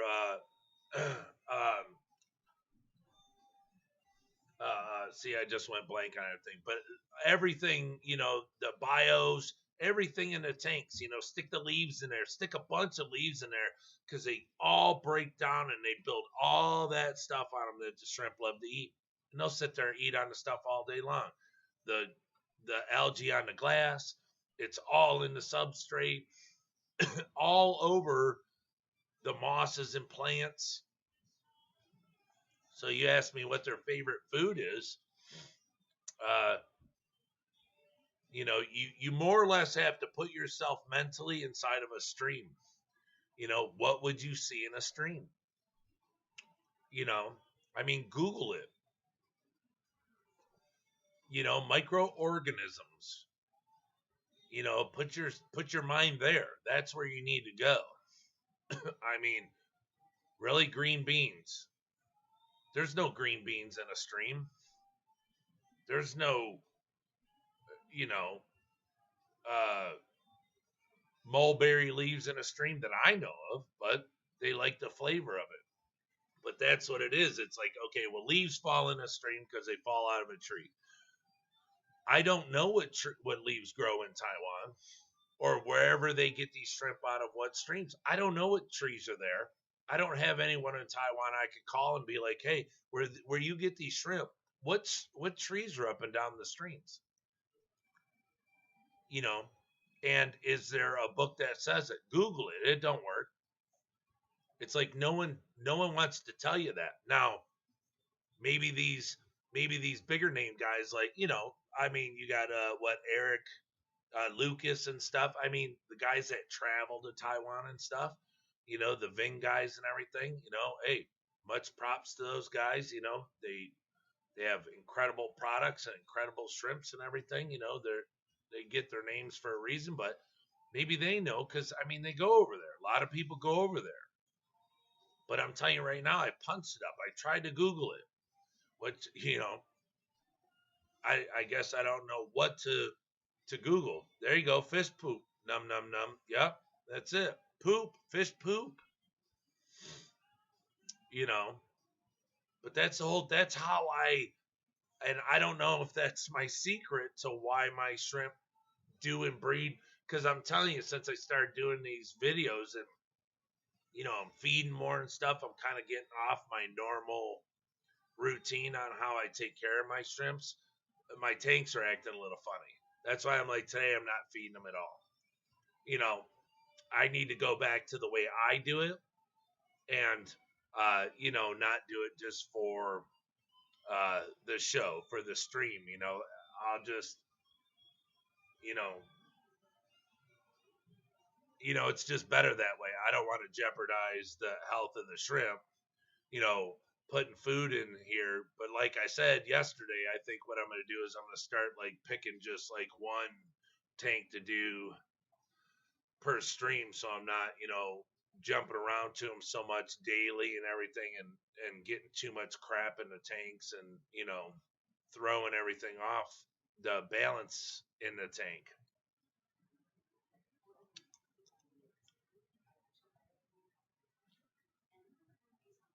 In Europe, Germany, UK, and France. Oh yeah, Dan, I agree. That's what I'm saying. I watch their stuff and I I kind of laugh when I'm watching a video of someone who literally breeds shrimp that people just go crazy wanting their shrimp so bad, and they're like, "What? You do what with shrimp? You drip them and no, just put them in there. Just make sure the temperature is the same and this and that, blah blah blah." And I'm like, "Oh my gosh, really? It's that simple?" I mean, they stress you out around, here in the U.S., giving you all these, uh, things to do just to prepare them, and you just stick them in. And literally, I've done it. I mean, I literally just scoop it in, scoop a net in, big net, pick them up, put it over the tank, turn it over, and set it in there nice and not one dies. I'm just like, okay, now I know how to do it. You know, I'm not dripping shrimp in for 4 hours and this and that. The biggest thing is the temperature. Get the temperature, the same, and just make sure your water. The only thing I don't do is I won't put a shrimp in a tank that it's coming from a lower TDS. I'll put a shrimp into my tank that's coming from a higher TDS. So that's the only time I'll drip. And like I talk to Eric Lucas every once. I mean, we don't know each other, but the guy's like I said, props to him. He's a real respectful cat. Anytime I've spoken to him, I mean, the guy's just like an open book. He'll just give you anything. He doesn't keep secrets or anything. And he told me, he's like, Brian, look, I don't drip shrimp. I'm like, what are you doing? He's like, let's say, like, just to make it easy, let's say your shrimp come and there's a cup of water in it, 1 cup. Well, then he'll take half a cup of whatever he's putting the shrimp into, and he'll just pour it right in there. and then like 10 minutes later he'll get another half a cup, pour it in there again, and then another half a cup, pour it in there again. After that, then he just scoops them out, puts them in the tank. He doesn't drip, you know, 3 drops per second. None of that. It's just these people know, and the people that have been around a while, they say, look, these animals, they're really strong, and they bounce back, and we're just, you know, people have created such, have created such fear within us about shrimp, that we kind of walk on eggshells, and when actually, that's why I do this stuff, so I can actually tell people, hey, I've done it. I mean, literally, LRB said, don't put no air. I'm like, yeah, right. Okay, I'll try it. And I did it, and the guy's right. I never thought that he was wrong. I mean, because you could always say, well, he shuts his air filters off before he videos. Possible. Anything's possible. So literally, I did it 8 months with over 100 uh, Black Rose. Well, probably about 100, 110, somewhere there. 100 Black Rose in a 5-gallon, and a piece of cholla wood and some moss. And all I do is like once every 4 days, 5 days, I'd stick a cup, just a cup. I'd stick a cup in there, dump it out, and put a cup of tap water. That was the water change. That was it. No oxygen, no nothing for 8 months. And they all lived. They actually thrived. I couldn't believe it. That's why I stopped at 8 months. They were multiplying so fast. I had so many babies. I was like, I just got to get them out and put them in a tank. So I put them in a 10-gallon. I'm going to motivate. I need a plant and shrimp room. Nice, Dan. Nice, buddy. Oh, Rico Nico? Yeah, he's hot too. That dude's got like lifestyles of the rich and famous shrimp room. Rico Nico's he's super cool. Eric's good people. Yep, yep. Messy Tanks, Mom. Yeah. Nico, yeah, yeah. I like Rico Nico. Yeah, I watch a lot of his stuff.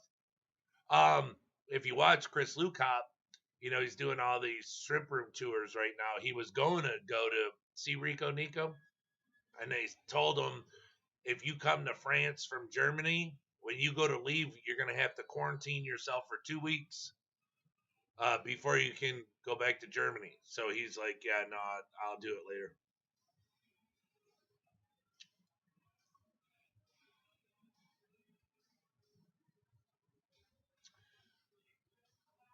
Oh, well, thank you, Streetwise. He says, you and Mark Shrimp Tanks are 2 top shrimp streamers I have seen. Well, I appreciate that, because you put me up there at Mark. That to me, that's a big deal. I respect Mark a lot. The guy's come a long way. I think I remember when Mark didn't even have 1,000 subscribers, and then all of a sudden, everyone kind of got behind him and supported him and blew him up. And the bad thing is Mark was doing like I do, doing videos every day, but he's got the Crohn's disease. I guess that it's taxing at times. So you figure, if a guy's not feeling good, if he has health issues, doing it every day is, could really wear you down. Because I know when I'm down here, when I'm done, I go upstairs, take a shower, you know, get on my phone, check and make sure that no one's messaged me. If they have or commented, I answer back, anything. And then I go to bed. I mean, I'll sleep 10 hours, because my brain is able to sleep so well after doing this, because, I have to, I mean, sometimes I have to think when I do this, but, put me up there at Mark. I really appreciate it. Like I said, I respect that guy. There's guys out there I respect. Shrimp, what is it? Dennis's channel. Pure Shrimp, I think. Yeah, he's Mark's buddy. I respect that guy. It's they've been doing it a while. I mean, that guy knows his shrimp stuff too. So I watch their shows all the time. Uh, you know, I just hope that it's Mark makes me laugh. So he'll always hold a place in my YouTube book or my subscriptions. I'll never get rid of that guy. I'll watch every show he does. So I just hope that I can keep everyone's attention and keep you from getting bored. Just the same as he does. So I appreciate it. Thank you.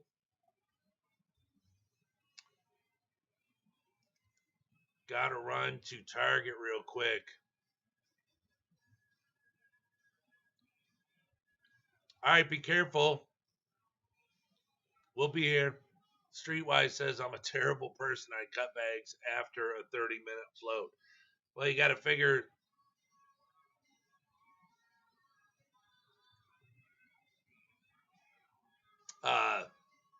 30 minutes is about fine. Cause like when I do my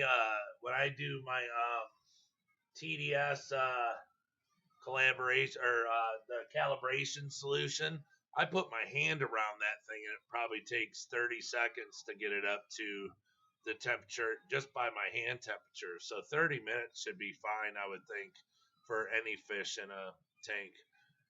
Dan Slee says, nope, the LRB quiet fish room is real. That's for sure. That's what I'm saying. I've done it. Hey, and I don't know how many times, just for shits and giggles, I've shut the pump off to this, to give my air pump a rest. Because I'm like, my tanks are so packed with bacteria.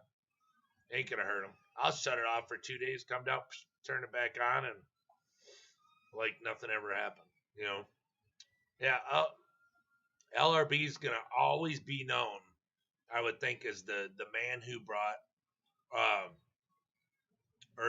that information to the hobby. Unless there was somebody before that said you could do it, but I don't know of it because anyways, when I was a kid, YouTube wasn't around, and when I was a kid, they used to say you had to clean your substrate and change your water, constantly, and that's what always used to kill fish. So, um, but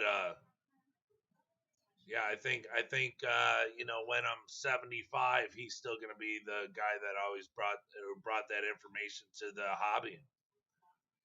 I think when I'm 75, that's how most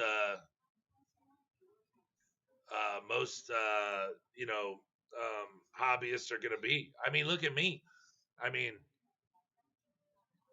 all I have is sponge filters and nothing else. I'm not saying I'm the first one that's done that, but I mean, I don't know how many hobbyist house I've been in that their basements have tons of tanks that are all sponge filters. But it's been known for a long time. But I mean, with the information that's out there, I run my whole room off of one air pump. I mean, that's pretty good when it comes to keeping your bills down.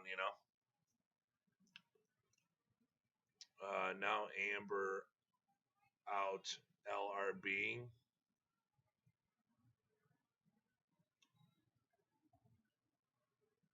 LRB.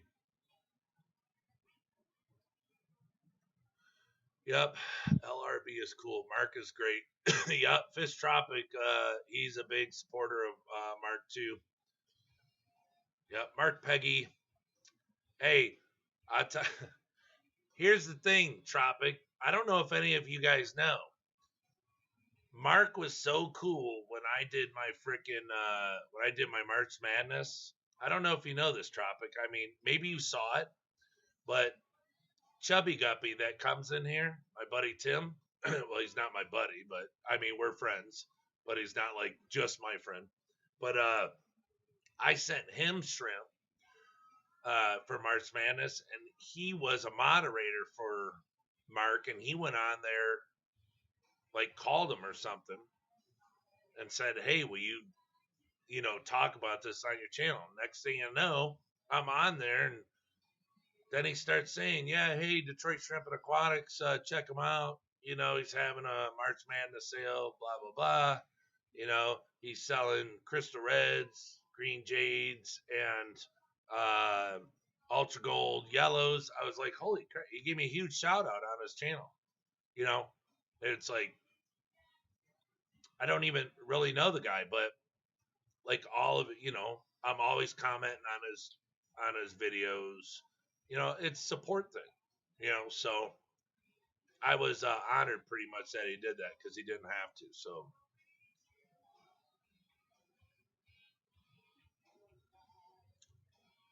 I'm gonna have to come on during Shrimp and Friends Sundays. What's Shrimp and Friends? Pumpkin King's back. What's up, Brian? Have you seen Pete Forster yet? No, I have not. He's one of those UK shrimpers. Has some impressive shrimp. No, I'll look though. Hey, because those guys, like, you know, like even when I was watching Luke Hop today, they're they actually Chris gets them to say what they're using to do their breeding, their crossbreeding to get what they're, you know, the stuff they're working on. You know, like, wow, that looks good. What are you using? Oh, well, I'm using, what is the one he was using? Yellow King Kongs, orange-eyed Yellow King Kongs, and uh, what was it? Orange Eye Extreme Red King Kongs. I think it was like those two or something, and it was making like an orange. Holy, man, was it cool! Really, really cool. But I go on there and I see this stuff. I'm like, oop, I got to write it down. You know, I have my little crossbreeding secret list of stuff, but you know, and then like today, my buddy told me that if you put here, I'll give you guys one that you could try. If you put a high grade PRL, like with the least amount of red that you can find, I mean, with almost no red on it, put it in your snow whites. Uh, it'll produce darker white, snow white, you know, or your golden bees. It'll start to make them whiter. And I said, well, won't it produce ones with red? And he's like, yeah, well, those you call out. But use that PRL, that pure white on there. Get the best one you can with the littlest amount of red and throw it in there. Throw some males in there and let them go in there, and they'll start to produce really, really white snow whites. So I don't know if anyone knew that. I didn't know it. So there you go. If you want a little tip, there's your tip of the day.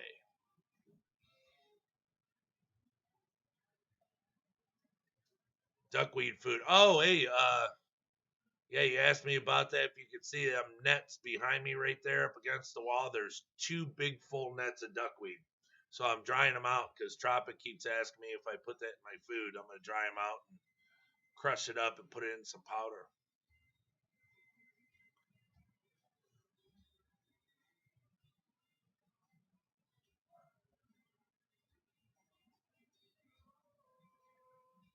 I'll take more channels. I want to see you make duckweed food. Yeah, I can do that. I mean, I could do it with the ingredients I have now. It's just, I'm just missing one ingredient. I mean, I can go get it. It's expensive, spirulina. Because I put the rest of my spirulina in this bottle that I have here, this Bio Greens.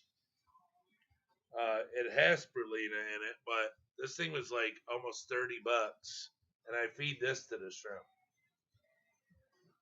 But I put I had like a quarter jar left, and I put it in there. So if I want to make my food, I need to get some spirulina and some spinach.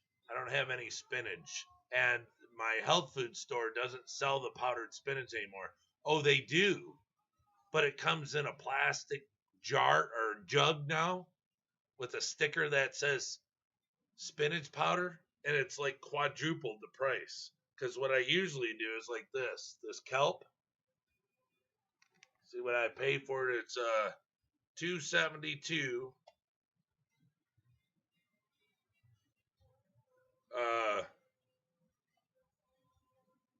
For however much is in here. It depends on what they put in there by the price. So I buy those, I buy the spinach, all that, and all of my ingredients that I put in there, and that's how I make my food. Well, they stopped selling the spinach like that. Now they sell it in a plastic jug, and it's like $30 for spinach powder now. So I have to find somewhere else to get it. So that's why I haven't made the food yet. Yeah, simple works well if you aren't stuffing giant predator fish in tanks. Yes. Yeah, well, see, that's the thing is I'm talking just shrimp. When it comes to fish, that's a whole nother area. Because on my tanks I have hot filters and canisters and all that. So, but on the shrimp tanks, simple is better. Yes. Air-powered server rack. What are you talking? Electronic hookup? I mean, it's all electrical. Fish Tropic says crust, cricket, grasshoppers, pellets. Yeah, that's kind of why I feed the bug bites, because that first ingredient is black fly larvae. Yeah, but crushed crickets and grasshopper pellets. I mean, crickets are cheap. What is it? $1 a dozen? $1 a dozen? That's at the pet store. I'm just wondering. I think he gets them by 1,000 or something. I'm wondering what he pays for it. Wonder if he pays maybe about, I don't know, 3 cents a cricket, because that wouldn't be bad. Just, I don't know, freeze them or something, or do something to kill them, and then dry them out. Leave them, do something to kill them, then put them out in the sun, or put them in the dehydrator and dry them out, and then grind them up. Yeah.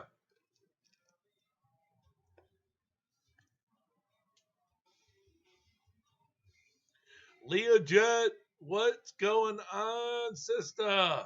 Good to see ya. Good to see ya. Dan Slee, keeping cichlids is a whole other game. Yeah, I keep cichlids, and yes, sir. Chubbs Aquatics, hey, welcome, welcome. How are you? Welcome to the stream. Trying to see what your little insignia is there. My glasses are real expensive, but they don't work for shit.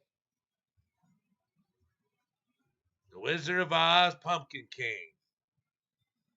Chubbs, need seaweed, red and purple. Yeah, seaweed's good. I know that you're a big supporter of that. How's it going in Detroit? It's going good. It's raining. It's raining over here, Leah Jet. How's it going in Canada? Up in the BK. Metaphor for your tank rack. Oh yeah, okay, I got Street West. I can get them freeze dried, Brian. 1,000 crickets. Yeah, dude. Cause yeah. Oh wow. Yeah. That'd be a huge deal, dude. Grind them up and pelletize them suckers. Yeah, cricket gunk, cricket goo. Because I tell you right now, I feed crickets to my cichlids once a week, and they go nuts, literally slamming on the glass and everything, just fighting to get them. I put a dozen and a half in there every week, and I feed them live mealworms, all sorts of stuff. They go nuts.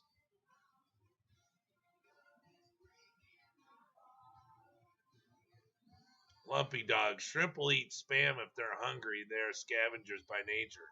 Hey, you want to know something, Lumpy dog? I'm 47 years old. I ate spam when I was hungry enough. because when my parents would make it, they said, that's what's for dinner.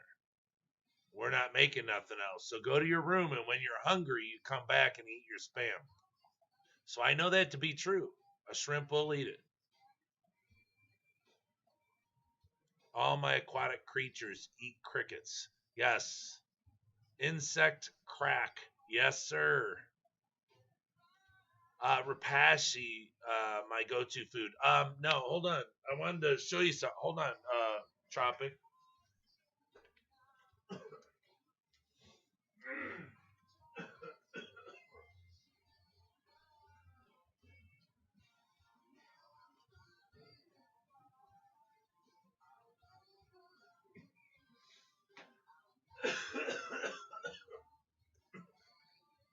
Here we go. Hold on. See this guy, this brand right here? Dr. Tim's. It's Dr. Tim's Benefish Fish Food, natural. But anyways, it says the best natural nutrients for healthy, vibrant fish. My buddy gave me all this stuff from his pet store because people didn't know who this dude was.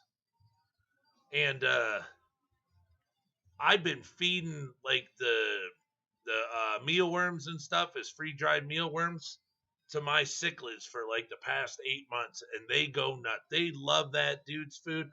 But anyways, this stuff, I have these rubber like ice cube trays that this guy produces, and you're supposed to mix this food up, stir the entire contents of this pouch into 1/2 cup boiling water, and stir for 2 minutes, breaking up clumps.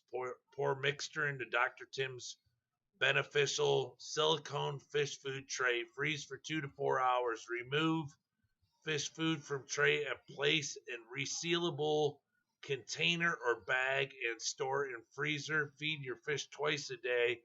What they will eat in 3 minutes or less. Food will not disintegrate and tank on its own.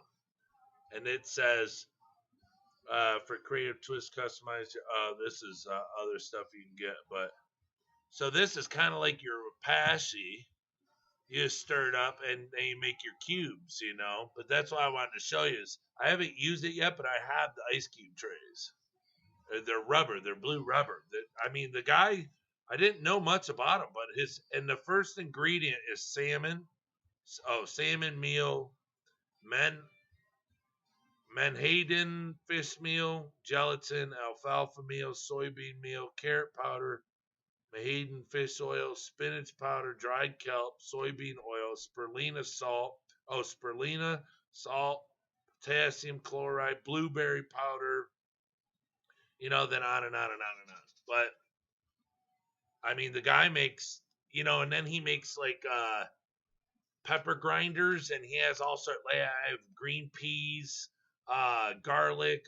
The guy makes tons of stuff, but no one knew who he was. So the stuff sat at my buddy's store just forever,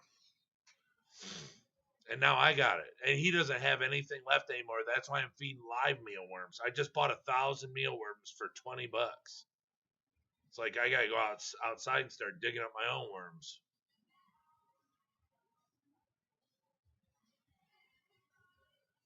We are waiting for the sun to come north of the wall so my wildlings can get some sun. Yeah, good luck. I heard it's still snowing north of the wall.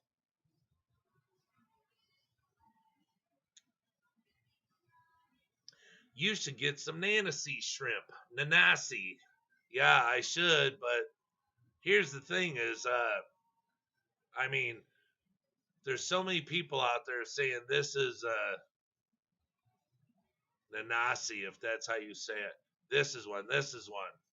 And then you like watch Mark Shrimp Tanks, and he just says it's a shrimp with no pattern, like it's a call or something. Well, I don't know enough about the Nanasi to get them. I thought it had to do something with like a white mask, and then something with a couple lines on their back. That's what I thought. But they're saying that it's a shrimp with like no known pattern, like, like the word Nanasi means like, I don't know, nothing or something. Punch up the word Nanasi and see what it says. See what the definition is. That's what they're saying or something.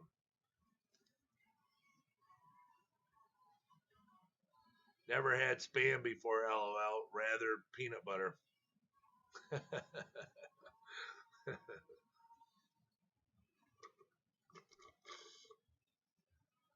Yeah, if you see spam, keep going. Oh my God. It's as bad. My mother used to eat cans of sardines. Ugh.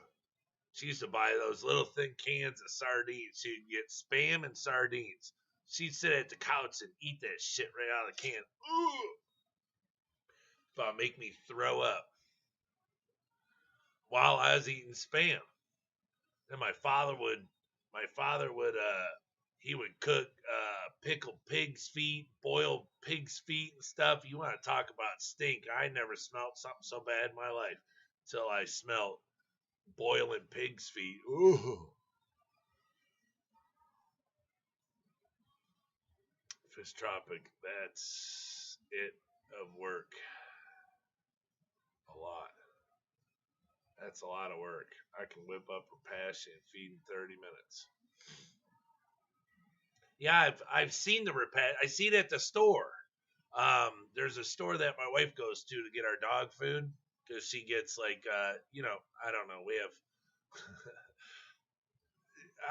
our dogs. I don't know. We don't. I don't know. We cater to our dogs. We love our dogs, so we get them special food. You know, but it's two dry dog foods that we feed because if you feed them puppy food too long, then they get too fat. So, and if you feed them adult dog food only, then they don't get enough proteins and stuff. So we get one of each, mix it together. So you get their proteins and everything, and then the filler that's in the adult food. But they sell it there. Tons of different. Well, I shouldn't say tons, but a lot when I go there because they sell a lot of Fluval products. So I go there to see. Like I have a Fluval net that I had them order me like over a year ago, and I've never seen one since. And every once in a while, I'll stop in there to see if I don't know they decide to carry them, but it's a really good net, real thin and small. Oh my God! At Target, they ask over the speakerphone to wear face masks if you aren't to kindly leave the store as soon as possible. Wow. Well, they say. Well, here the governor says that you're supposed to, if you're out and about in public, you have to wear a mask everywhere you go because she allowed you to do more stuff, but you gotta wear a mask, even though they're saying that still tons of people are dying. If you want to do stuff, you gotta wear a mask. How many utility tanks do you run for your setup? I'm sorry, what are you asking? Streetwise utility tanks? What do you mean? Dead Fred, there he is. Good evening. There's Dead Fred. What's going on, brother? Nothing. I started to stream a little early today. I don't know, because I thought if I start before 9, maybe, some people that don't come in here often because it's so late in the UK would come in, and actually one did. But I didn't know that Danikin was. I didn't actually know that he was streaming tonight. But I had a long talk with Danikin today. I don't know. He said something about I don't know something's gonna happen today or something. I don't know. So Dragon Lair, Brian. I had spam and scrambled eggs for supper the other night. Shut up. You did not. Hey, did you fry your spam or do you eat it raw? You're a spam fryer. Do you fry bologna? If you fry bologna, you're gangster. Good evening, Fish Family. Good evening. It's good to see you, Dead Fred. You want to know why? Well, there's many people that make me laugh in this chat, and you're one of them. Fish Tropics here, so I get I get his comedy all night, but You, hey Priscilla, where's where's old boy at? Where's productions at? Happy Mother's Day to all and mothers. Oh yeah, I'm sorry. Happy Mother's Day to everyone. Really sorry about that. Happy Mother's Day, Priscilla. I'm surprised Lisa and them ain't in here yet. Oh yeah, it's Mother's Day. She's probably getting pampered, or maybe her shrimp had the baby. So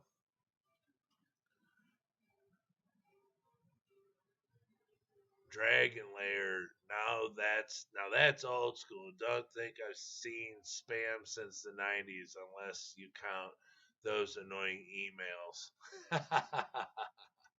Yeah, no, spam is still the same. It still has the key to open it up, just like I was saying, my mother used to eat the little fish, the sardines. You know, you get the key and you twist it. That's really gangster. Why did they ever make a can that you had to peel open with a key? I don't understand that. I don't know. Maybe it was easier to get that chunk of goop out of there. That snot.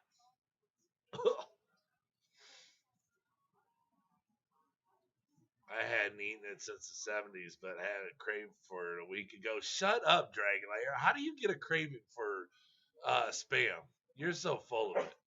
Don't you start. Don't you start. What do you want? All right, Daddy said, fried it, Brian, and I've fried bologna many times. What's a good boy? What's a good boy? Who's a good boy? Who's a good boy? Huh? Who's a good boy? Huh, Gun Guns? Huh, Gunner? Who's a good boy? You're such a good looking beagle. Good boy. What's a good boy? Mother's Day equals free babysitting for the evening. Don't judge me. Love thick fried bologna sandwiches. Mike Green says, right? I eat sardines once a week to get my omega 3s.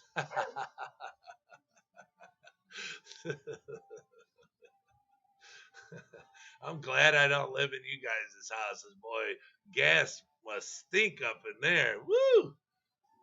Dude, y'all are awesome. Been listening while driving for the past 40 minutes. LOL. Fish Tropic, you crack me up. B, my grandma used to make amazing spam pizza. I know, right? Right, I'm born and raised Southern. I'm 70 years old. Jeez, oh, Pete's. Oh, yeah, Dragon Lair, I got your address. I'm sending out your stuff tomorrow. So your stuff will be in the mail tomorrow. I finally got around to everything today. Yeah, that's funny. I don't know what it was. Why did you know? Oh, and then what was the other one with those little hot dogs in the can? What was those? Uh, Frank, not beef Franks. Remember? God, what were those little hot dogs my old man used to buy? Um, now, oh yeah, Vienna sausages. But he used to buy them other little mini hot dogs. They're skinny and oh man, I can't remember the name of them. There's all that weird stuff. It's like, where do they? I don't understand. It's like stuff from the war or something. It's like, wasn't his stuff decommissioned? I don't understand. Vienna sausage, gross. I got 6 black rose shrimp coming Wednesday. Spam pizza, morbid curiosity. Hey, hon. He said, Mother's Day equals free babysitter for the evening. Don't judge me. LOL. Spam pizza. Yeah, but do you put pepperoni on it or do you put ketchup? Little ketchup spots for pepperoni. Dude, it's awesome.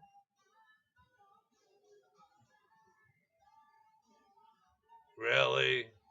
Really? Pumpkin King Spam Pizza's awesome. I haven't heard about Spam being popular in Hawaii. I have heard about Spam being well, yeah, I think there still are some countries that actually eat it. I mean, yeah, that stuff was disgusting. Man, I can't remember the name of those little hot dogs my old man used to buy. They were a whole hot dog, but they were smaller and skinnier. They were real skinny. God, I can't remember. No, not little small. I can't remember the name. I thought. In all fairness, that was 30 years ago.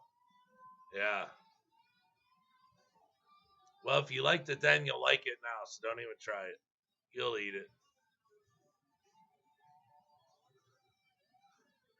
I don't know if I'd go over anybody's house if I knew they were frying up Spam. I don't know if I could handle the smell. That'd be like Agent Orange or something. Pigs in a blanket. Yeah, that's a Gwumpke. Pig in a blanket? Oh, the pig. Yeah, the breading. Yeah, no. I still eat Vienna sausages. Sean OOTD. Hey everyone, what's happening? What's going on? Jesus. Do you feed these dogs Vienna sausages? God, they stink. God. Better let them things outside. Is it really?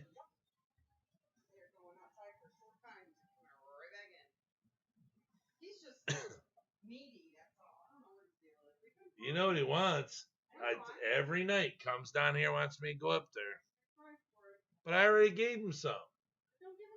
I won't.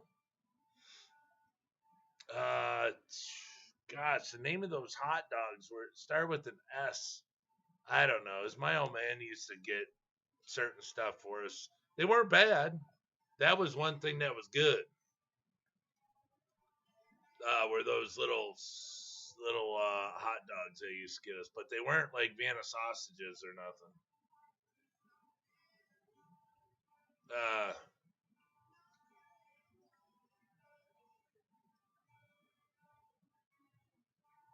All right, then I'm gonna hit you guys with the best one. Government cheese. It made the best grilled cheese in the world. Government peanut butter and the blocks of cheese. What you doing? What? Oh, yep. Government blocks of cheese. Here, list them. Where'd you get these? Oh, just now. Yeah, government blocks of cheese. That's what they made cheese cutters for. See, there's nothing drier than a MRE ready, military ready dinner. I think what are they called? MREs? Yeah, I think so. They're not MRAs. MREs, yeah. Ready. There's nothing drier than air sealed, nothing crackers and peanut butter. Oh my god, it is so bad. Smells like. Dude, you stink. Go, pussy daddy. I'll keep them over there. Go, call him. Danican Aquatics, what's up? Here. Yeah. Good boy.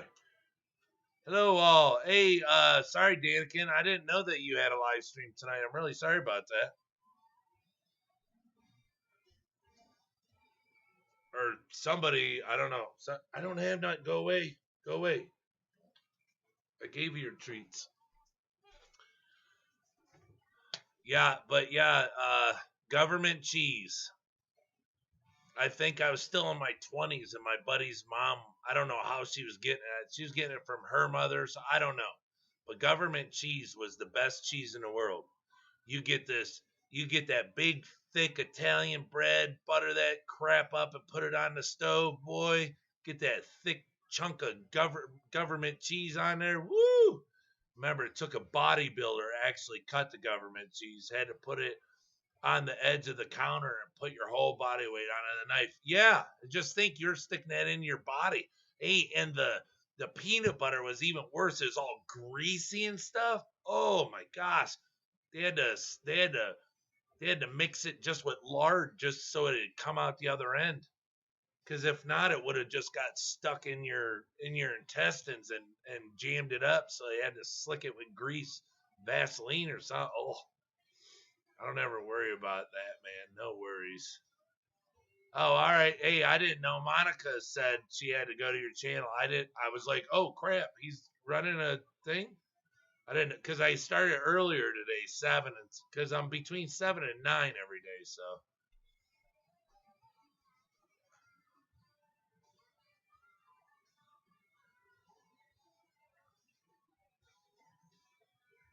truer words never spoken. My pit farted one day and made my dad leave the house. My beagle just did twice. Drives me nuts.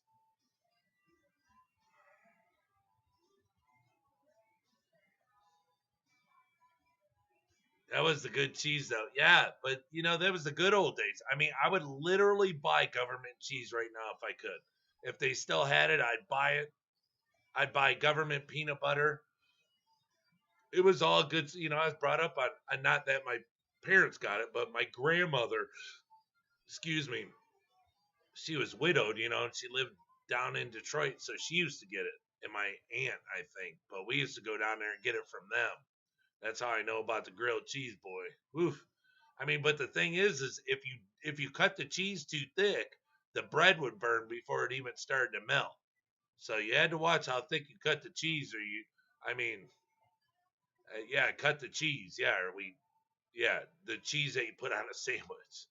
But if you cut it too thick, your bread would burn and the cheese wouldn't even be warm.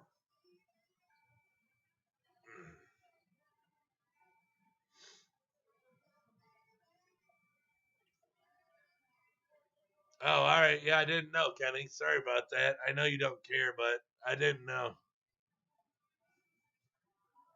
I gotta head out, guys. Great chat in Detroit. I left my info on Facebook. Any questions, hit me up. Time to go smack the old lady around for Mother's Day. All right. Have a good one, brother. Thanks for being here. And take care of that order tomorrow. Be right back. All right. Dead Fred. Have a good one, Mike.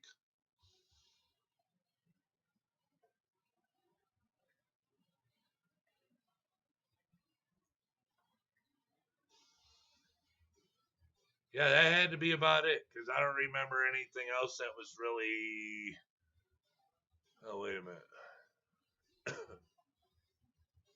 No, that was probably it. Oh, remember when we were kids? The the chocolate bunnies were actually solid and they were about a foot to a foot and a half tall.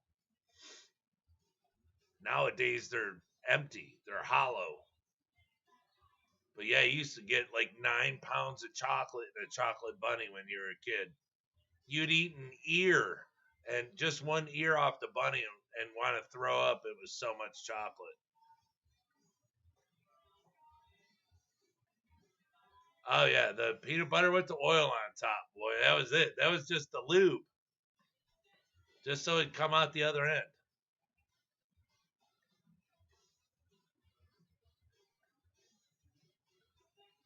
And they weighed about 5 pounds. Yeah, but hey, I never saw government jelly.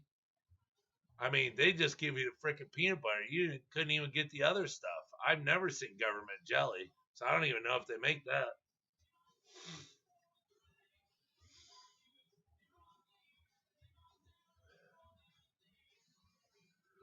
Yeah, that's funny.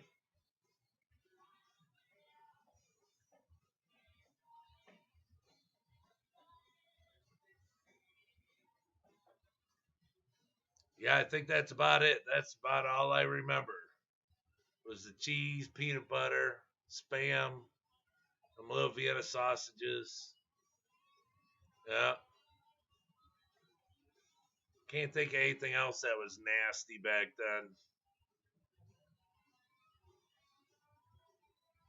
That's some crazy stuff, boy, how times change. And the best chili, if you guys ever want to know the best chili, is Ram's Horn chili. Get you a block of Ram's Horn chili. Ooh wee. Remember Fun Dip? Oh, yeah. With the sticks? Wait, did they make jelly? I didn't know that. Yeah, I didn't. I never saw government jelly. Never, ever, ever did I see government jelly. Remember Fun Dip? The 3 pouches with the candy stick. You lick. Yeah, yeah, yeah, yeah. We made our own jelly from wild plums and old crappy trees. Ugh. You just made poop juice? Wild plums? Oh, plums. I'm thinking prunes. Wild plums? Well, I guess that wouldn't be bad. Plums were good. Powder pouches. Oh yeah, that was just, oh my gosh. You just bounce off the walls eating that sugar on a sugar stick. Or those big, huge bars of Laffy Taffy. That was crazy. Streetwise, tater tots always worked. Yeah, tater tots are good. Cabby equals crab apple. Oh, crab apples. Oh, ha ha. Yeah, try to keep the color different, then eventually say screw it. Or what were those big plastic straws too that was full of that sugar powder? Not pixie sticks, because those were the stronger or the smaller ones, but them big, huge ones that were like 3-4 foot long at the store you could buy, and the top was bent over like the paper. You open it and just dump all that sugar in your mouth. That was crazy, man. The things that we used to have when we were kids. Holy hell.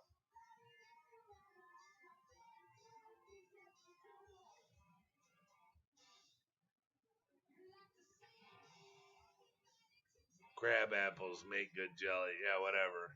Yes, I'm surprised I never had sugar shock as a child. 3 sugar pouches that you use a sugar stick as a utensil. Yeah, it's like, how come we're not diabetic? You know? I mean, it's crazy. I mean, it's like, even the cereals back then were just pure sugar. I mean, you had Rice Krispies and Cheerios. If your parents didn't let you have, um, they didn't want you to have cereal that had sugar on it. Oh, wasn't Raisin Bran. So then they'd give you a big bowl of sugar to sprinkle it on, and you'd put half of the bowl on there just to put sugar. And then the stuff that had sugar was just sugar with dye in it.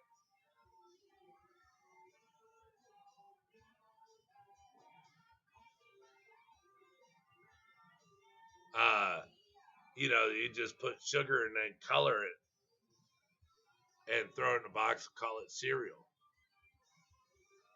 I mean, with marshmallows or with Lucky Charms or whatever it was, and it was like, that's not breakfast. I mean, that's why kids go to school and all they do is fight, scream and yell, cry, and throw stuff because they got, you know, this huge bowl of sugar that you just jam down their throat. No one feeds their kids fruits and vegetables, fruits in the morning and, oatmeal, and they go to school and they're all nice and happy. What are you barking at? I gave you your treats. There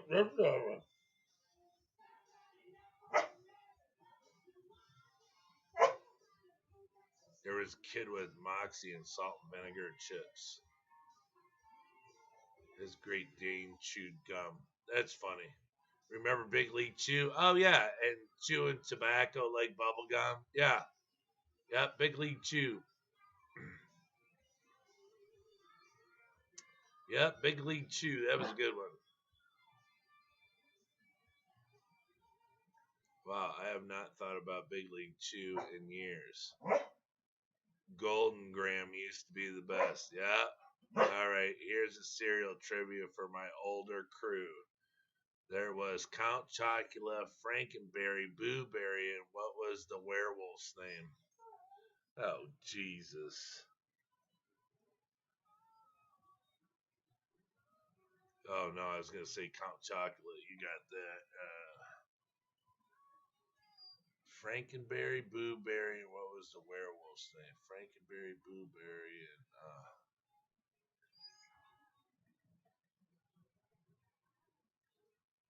Frankenberry, Boo Berry. Cookie Crisp. It was just a box of mini cookies. Yeah, whole box of chocolate chip cookies. What do you want? What? I don't have nothing, dude. You got your treats. You're good to go. I don't know what the werewolf's name was. Dead Fred was grown up and not eating cereal by the time those came out.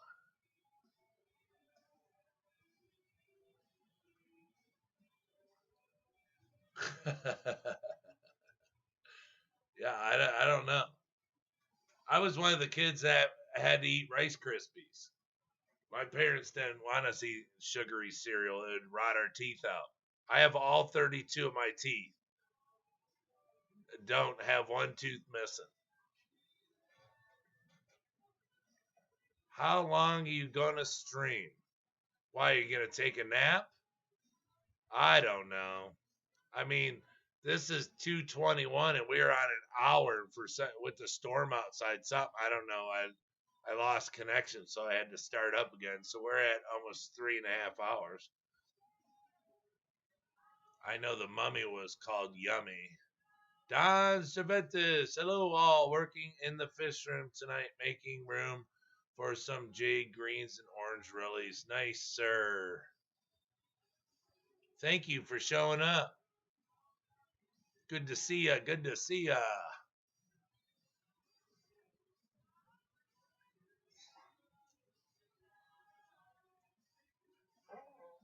So, what is it, Dead Fred? Tell us. No one's got the answer.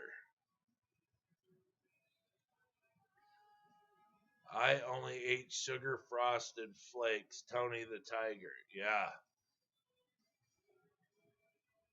Because I'm on my stream. Oh, you have a stream? Because I am on my stream. Yeah, I'm sure I'll be here. Sean at Sean OOTD. Finally, someone remembers the mummy. Yeah, called Yummy. Oh, all right. Yeah, I didn't know that. Yummy the mummy. So the werewolf is what? Ugh, what? What do you guys want? What?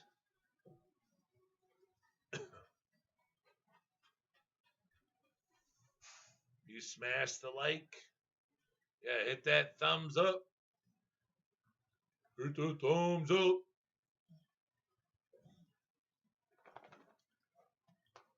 Hit the subscribe if you're not subscribed yet.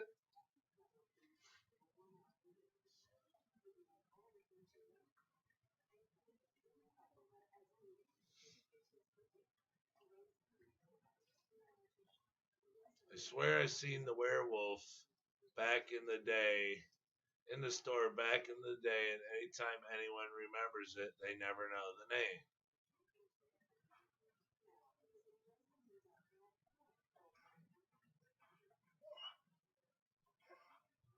What do you want? What? What? What?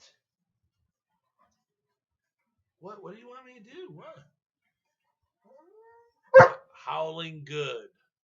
Yeah, even as a kid, I thought Yummy the mummy was dumb. I don't know the name of the werewolf. Like I said, anytime I come across someone that actually remembers the werewolf, they don't remember the name.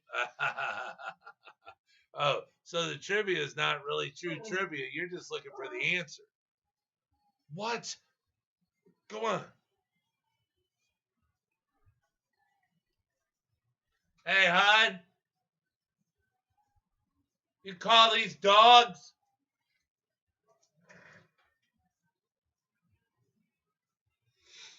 Night, y'all. Gotta get ready to do it all again tomorrow. Really? You had to drive that far, Pumpkin King? How far do you live from work? Did you buy your house closer to your job?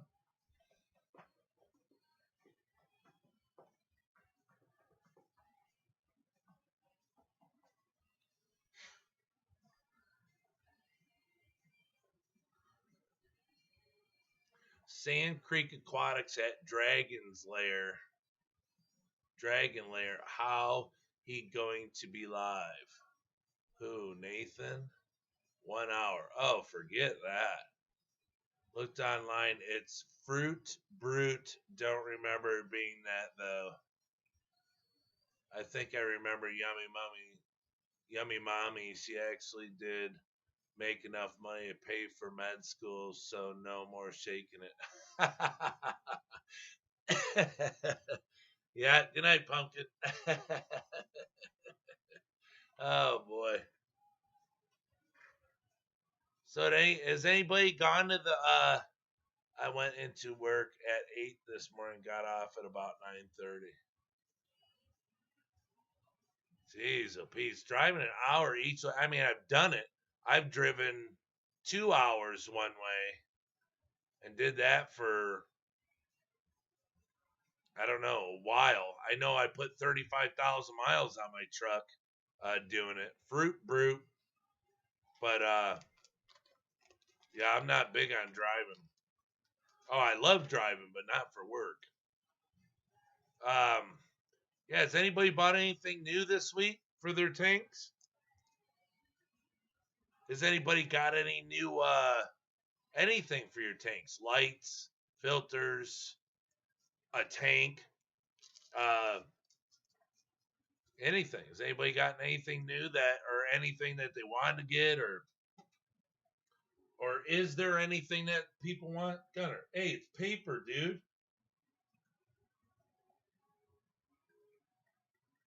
Gunner, it's paper. Oh my god. My beagle just ate the wrapper for my cough drop.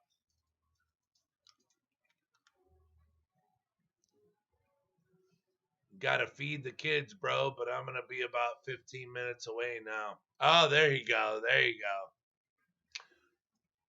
Oh,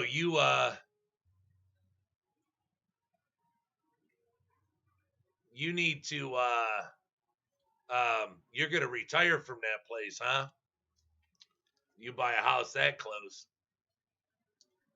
I bought shrimp, lol, just can't get them yet.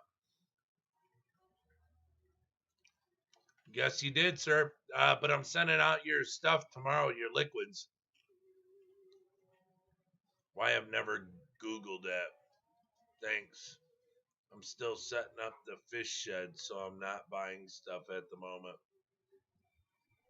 I got a linear piston air pump Tuesday. Oh, nice.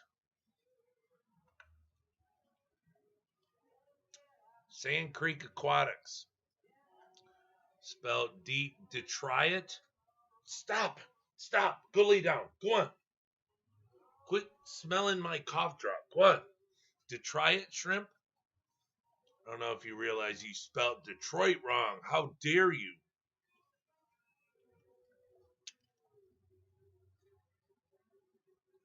Yeah, it was gonna bug me, so I did. Oh, you're building. Awesome. Have a great night. All right, brother. You too. Yeah, keep an eye out for this. So Monday, Tuesday, it should be there Wednesday. A fish shed. Do you have one of those really nice? Oh, wait a minute. I think we talked about this before. Is it one of those nice plastic, thick plastic ones, or is it a wood one? Thought we talked about this before. Maybe not. I got a Marine Land polishing filter today. Ooh, for traveling cleanup filter between the tanks. Ooh, that's nice. I just sent money for some shrimp. All right, just make sure that you put down what you want. In a little notation in there, or send me a message and I'll get it that way. Thank you, Streetwise. Thank you very much. I appreciate it. Well, my family appreciates it too, and thanks you. So, Chubby Guppy can show you about the fish shed. He's seen photos that will have 50 plus tanks. How far away from your house is the shed? Wood built it from scratch, 10 by 20. Oh, that's nice. What did you do to for the floor? Did you do how thick did you go to keep the cold out? Because in my opinion, the floor would be the key, the hardest part of keeping the cold out. 10 by 20, that'd be nice. I said orange really here, but just orange in the order. I'll take whichever you recommend. I'll give you whichever you want. Do you want a clear center or do you want a solid orange? I don't know. I like them both. That's why I keep them both. I really like them. That's not it's not an open-ended answer. I really like them both.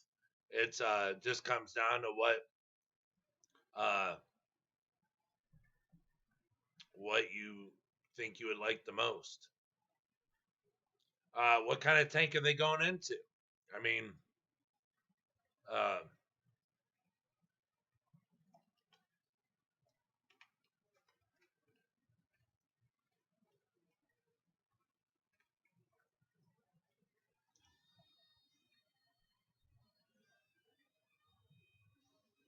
yeah, it's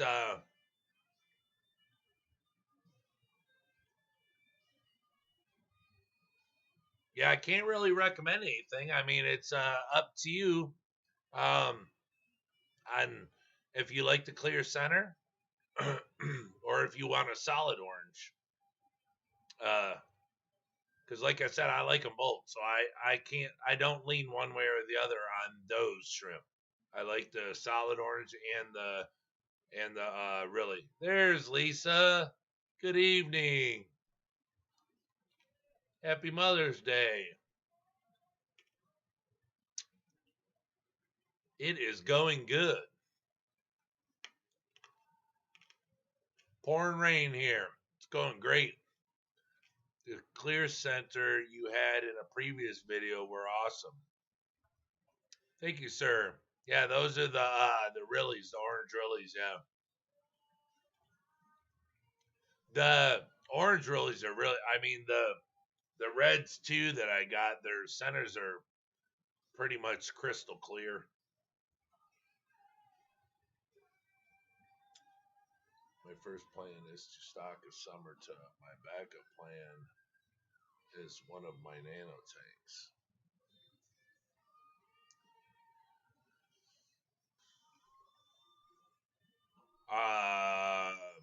Are you planning on selling these Streetwise?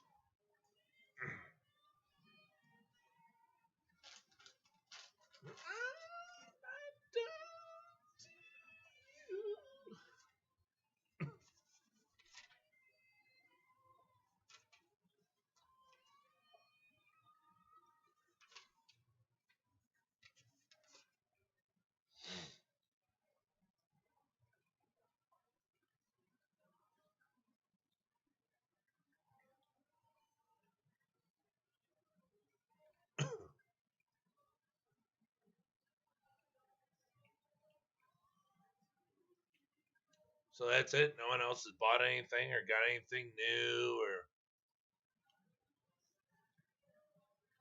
Let me ask you this, out of everybody that's in here, what kind of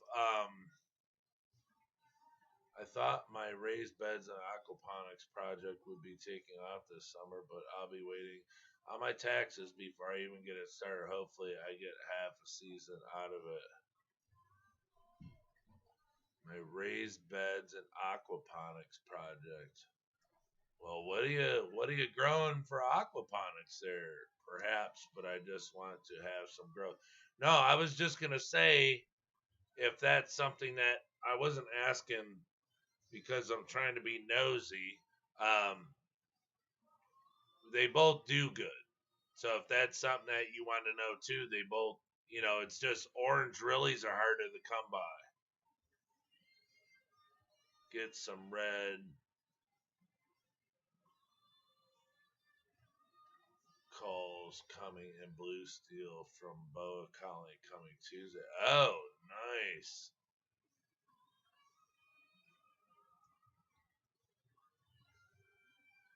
I got some super cool shrimp today from a guy in Detroit. LOL, you might know. Dear King, you're so funny. Well, yes, thank you very much. Thank you, thank you. Uh,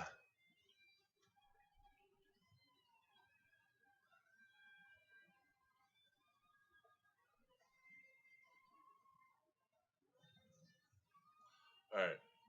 I got that written down so I don't forget. Fish bones, yes, sir. Yeah, see, Dan, I got a tank of fish bones, right? Um,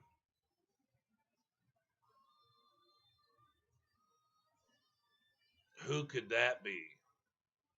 Oh yeah, don't know who. Some guy, capital IN Detroit.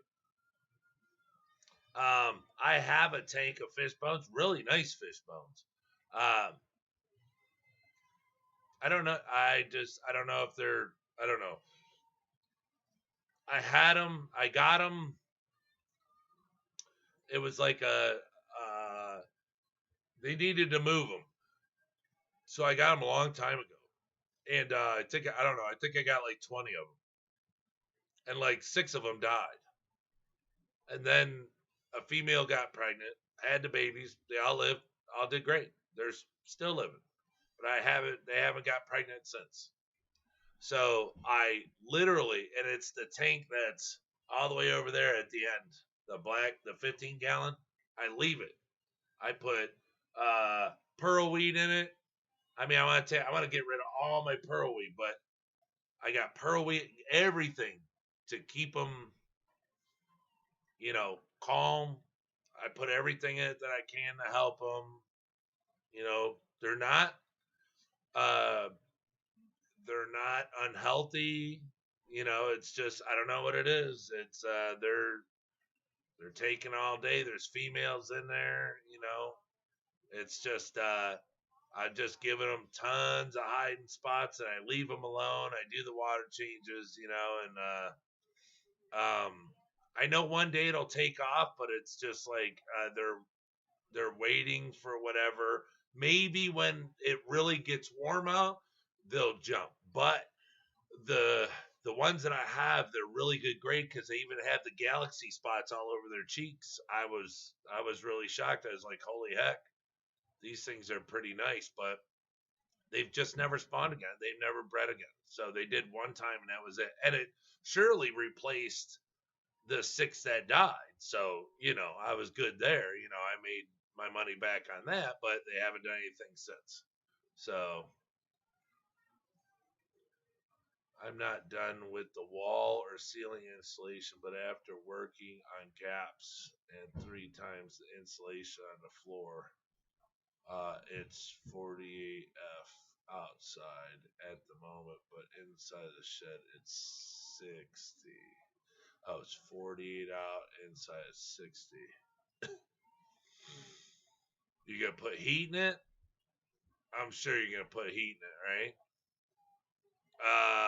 You could probably put I don't know how much propane would be to get one of those propane heaters, put it on the wall. I don't know how. Well, I mean, it can't. Well, I don't know. It could be because I remember when I was a kid, my grandmother used to have the big tanks of gas outside, and that's what would go to the stove. And when, they go out there and tap it with a wrench or something. I wonder how empty it is. And they knew by the sound of it. And then they'd call the gas man. And he would come out, swap it, put a new one in, and reconnect it and leave. But she didn't have running water. She didn't have gas, nothing. So, but I don't know how much that would cost.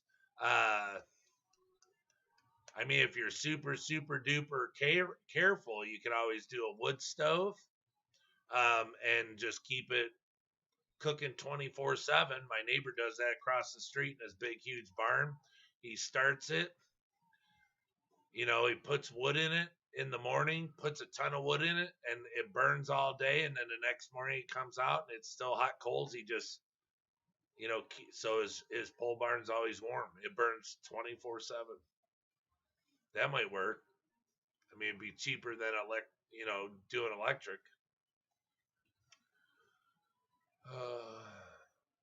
Oh, Dan left. Well, gotta go spend some time with the wife. Have a great night. Hey, thanks for coming by, Dan. Kenny, I really appreciate it, buddy. Thank you so much for everything. Tell your wife Happy Mother's Day.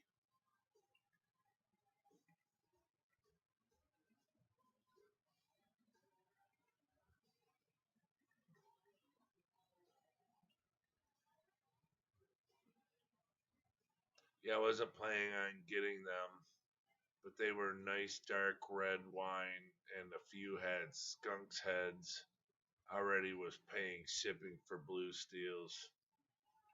Yeah, yeah, they're nice. It's just when I read up on them, it says like they like more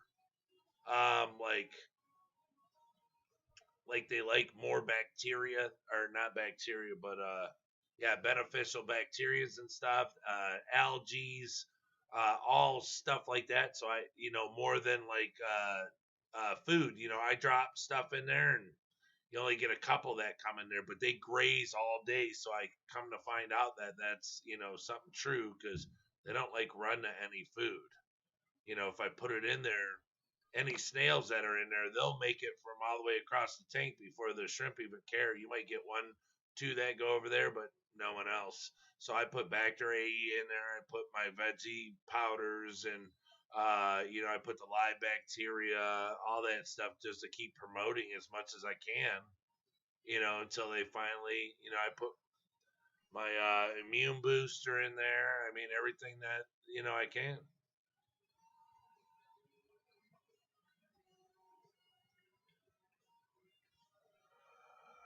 Aquaponics, bluegill. Oh, on the fish side. Okay, aquaponics. I'm sorry, I didn't read that. All right, bluegill on the fish side. Tomatoes, lettuce, cabbage, squash, and corn on the plant side. 2 media grow beds and 4 deep water culture beds. Jeez, oh Pete's. Raised beds, zucchini and ooh, I like. Was it squash or fried zucchini? Yeah, fried zucchini. Oh, my dad used to make that. It was so good. Zucchini and beans, regular mint, peppermint thyme, bush beans, celery, and a peach tree. Oh, that's cool. I just planted see if it'll grow an Indian almond tree. Well, that's big seed. I did how it said. Damn, did Fred. That's an awesome garden. Yeah, I got the design laid out. Just need to get the wood, gravel, and IBC totes. Are you gonna? Well, I was gonna ask you if you're gonna use railroad ties, but that won't be good because they got that crap in them, the creosote. Or wait, no, it's not creosote, but there's something in them that I wouldn't really use for food.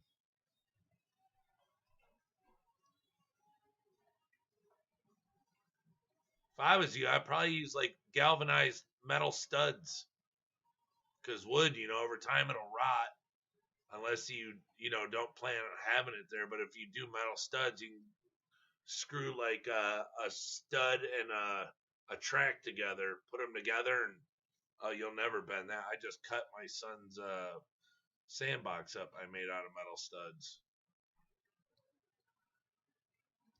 Send me some pearl weed. Yeah, I can send you some pearl weed. Yeah, I got. Yeah, I want to get rid of it all, except what I have in the fishbone tank. I don't know. I might even get rid of that too. Yeah, the one down there in the orange really tank is like this big around.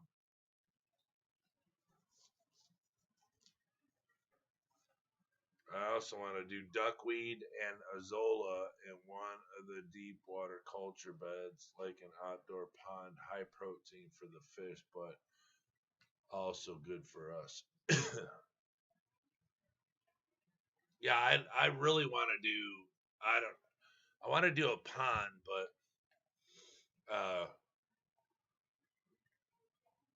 I mean, if I mean the way I want to do is, it'd take a while. I want to dig it down. I want to dig it by hand or rent a small little, backhoe or something. But I want to go like 6 feet on the deep end, and then I want to,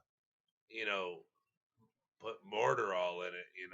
Concrete it all, and I mean, I could put a liner in it, I guess, but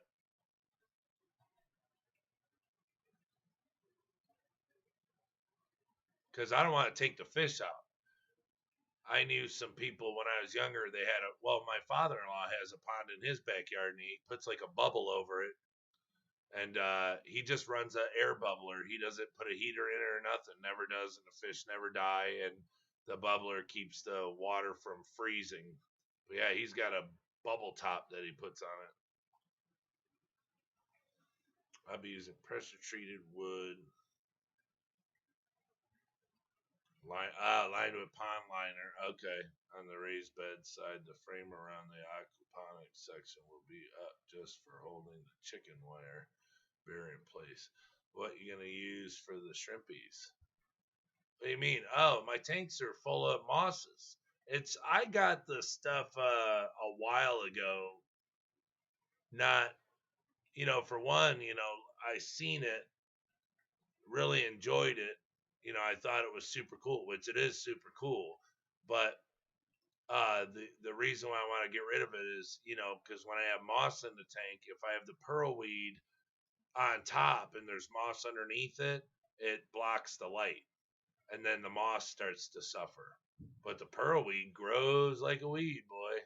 But yeah, so that's why I want to get rid of it, because it's blocking the light from my moss. I'm a moss guy now. The pearl weed's really cool, but the pearl weed's good for.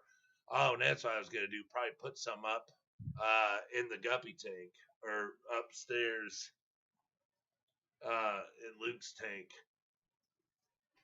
Because Lisa, you weren't here. I'm going to get the 2 prawns tomorrow from the pet store, and I'm getting Luke 2 vampire shrimp.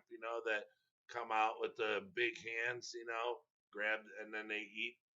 And I think that's 2 vampires and a flower shrimp or something. I don't know, but I'm getting all of them. But yeah, I'm getting the prawns. He called me today, put in a big shrimp order for the store, and I told him don't get rid of any of that stuff. I want it. So he said okay. Yeah, as long as it's dug below the frost line, an air bubbler will keep the surface from freezing. Yes. But see, that's the thing, is I don't want to have to take them out because I don't have anywhere to put them. Just Shrimp Granny, how are you? Thanks for joining us. It's so nice to see you here. Just Shrimp Granny. Oh, I've heard of you. Big J's Fish Keeper. Hi, everyone. Hello, hello. Cool. They are awesome, but scary to me. Oh, no. They're super cool because they like the fast water. Big J's Fish Keeper just subscribed. Thank you very much, Big J. Thank you so much. So cool. And now I think that puts me at like 303 or 304. Yeah, I broke the 300. Oh, just Shrimp Granny. Thank you so much. That's incredible. Yeah, I broke the 300 mark last night. If I still drank, I would have got wrecked. But I had me a big old glass of Propel. Woo! But thank you guys. Oh, 44 May guy. How are you? Thank you for stopping by. All right. Hey, Hat Trick Farm. Thank you for subscribing.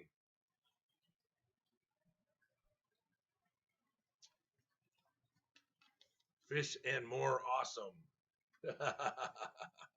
Yes, more awesome. More awesome. Hat Trick Farm. Oh, that's cool. Big J's Fish Keeper. All these cool names. But yeah, so Fred, that's what I want to do. I want to do, but then it's I don't know. I just like to I just want to put a massive amount in a packet full of shrimp too. But I want to do an outdoors tank. You know, tubs are cool. I mean, they're really cool, but I want to take it to a whole nother level because you can't see in the bottom of a tub. I mean, if it's in like a greenhouse and you have like the IBC totes or something, you have shrimp in there, you can see down. But I'm talking like, let's say, like a fish tank, but it's got to be in an area it's got to be in an area that it'll stay cool. Um, so, but I want to be able to see them. Because how a lot of people do is they put them in the totes and stuff. And I mean, if you can only see them looking down, that's one thing. But if you put them in the black totes or whatever, I mean, you can't see anything at all. I would like to be able to see it. So, I keep sitting here thinking, well, how can I do it to keep it real cool, but like an underground kind of tank to where you could walk down into it, kind of be dug out like a half a circle or something. It'd be built in the wall, and around it'd be the dirt to keep it cool. I don't know. I'm just kind of trying to come up with all these ideas that, one of them hopefully would be good. But yeah, I just trying to come up with a whole bunch of stuff because I like do front view paint. Yeah, it's be right back. Just shrimp granny. All right. I mean, summer tubbing's super cool, you know. But then, if I keep them in my garage because I have a concrete floor in there, and it stays nice and cool. I mean, I could keep them in my garage. They don't need. I mean, they don't really need the sun. Um, because you got all the light coming in from the windows and stuff. Because my garage isn't attached to my house, so it's got windows, so it'll help grow, algae and stuff. But it'd keep it out of the blistering sun, and the concrete would, like I said, keep the bottom part of the water at the bottom of the tubs nice and cool. So maybe that would maybe I could do it in a garage, but then I won't be able to park my cars. So yeah, if you want your shrimp to survive the winter, you'll have to dig below the frost line, and it's gonna be a guessing game as when to stop feeding. Right. I mean, it was just a thought process, but probably what I would have to do is test. That'd probably be what I'd have to do. Dig a hole, because the frost line's 48 inches, so dig a hole, let's say 6 foot, and then you know, put a liner in it, fill it with water, and test it. Put a thermostat down there, a thermometer, and have it, above ground so I could read it. Have a digital thermometer down there and see what because I wouldn't want to, try it with live shrimp and they die and then I go, oh boy, oh well. I don't want to kill my shrimp, but I don't know how warm it would stay 6 foot below. Because I mean, if it goes below 60, then I mean it's no good. So, but if I didn't do it with shrimp and I just did it with fish, do it because my buddy stores, he's got some nice big koi there. I wouldn't have to take those out. They could just stay in there, all year. Because that's what I'm saying. I wouldn't want to take them out every year and bring them in the house and stuff. That'd be just too much work. So,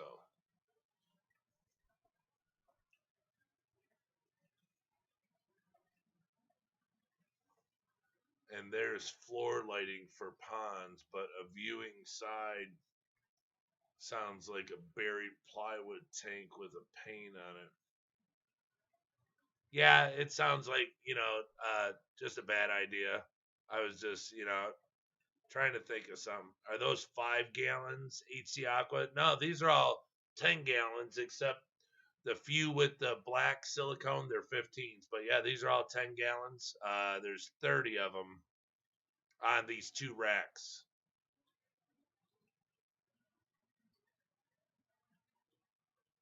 I was thinking of doing one too. I was thinking my basement. Yeah, yeah. You can do it in your basement because it's like I want to get a monos now, but monos sell real fast, and I'm thinking of getting like 1,000 of them, so I want to get a tub and put them in it.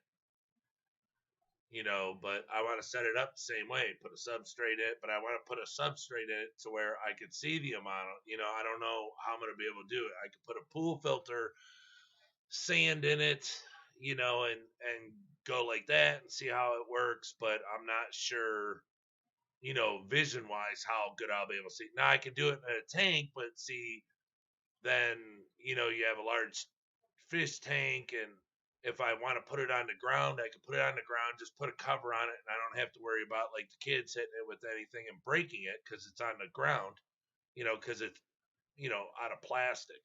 So it's thick and it won't break, and I can just put a cover over it, you know, leave it on the floor, and put a light on it like normal so it'll grow, algae and stuff. But yeah, the tote thing's a good idea. Roy and Becky's Travels. Oh, nice name. Great looking setup. Thank you very much. Thanks for joining us in the stream. It's nice to have you. Big J's Fish Keeper. Hey, Dragon Lair. I try calls if you do the calling thing with your shrimp.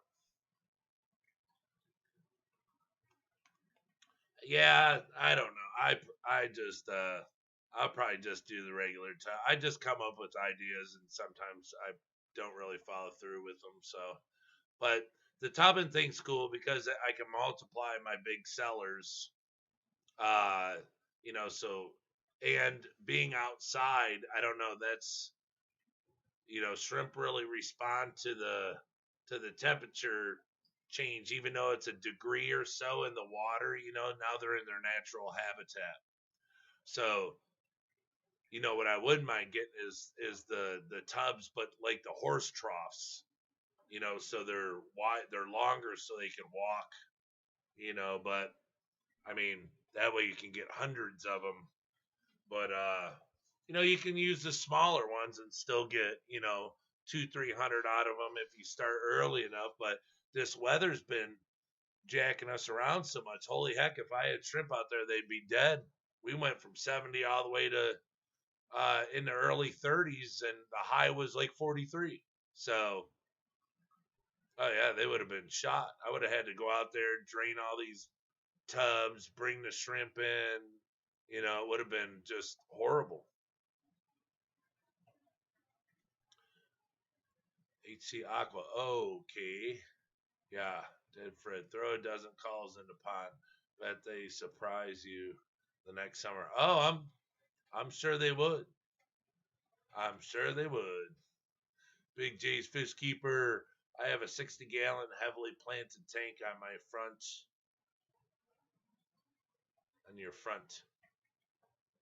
Dot, dot, dot, dot, dot, dot, dot. Dragon Lair. Lucas Bretz keeps shrimp in tubs year round in Indiana. Yeah, but he's got heaters in them, you know. Yeah, the guy's smart. He does all the guppies and he does all that. Now I don't know, I can't remember. He doesn't have heat in all of them. Because I know some of them, he says that they stay alive in the cold. But yeah, I see. Yeah, he's got the big ones. Well, it should be soon that he doesn't even have them on his porch anymore. They'll be off because he said he's going to redo his porch. But that's why he was building them all off on the side of his house over there. I was also thinking of doing a fountain on my porch. Yeah, fountains are cool. Dragon Lair above ground tubs. Really?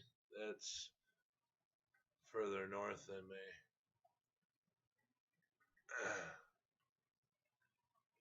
Sand Creek Quacks. Yeah, seen Lucas rake snow off top of his tubs. Oh, yeah. Yep, he runs them out there. You know, he's like,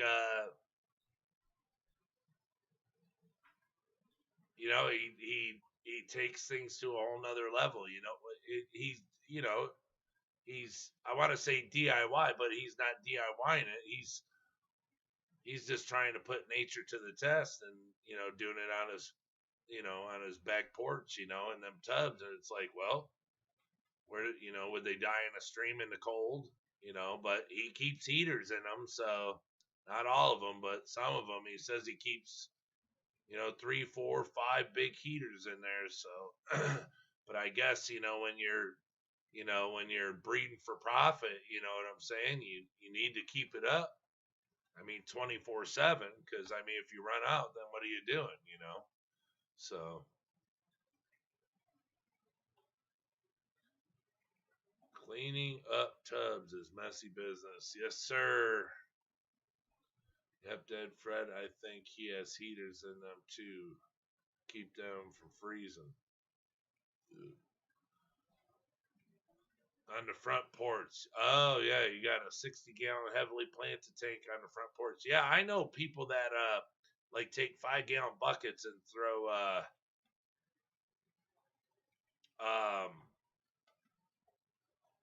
like Java moss, all sorts of plants in it and stuff, and they just pour fertilizers in it and they leave them out in the sun just to grow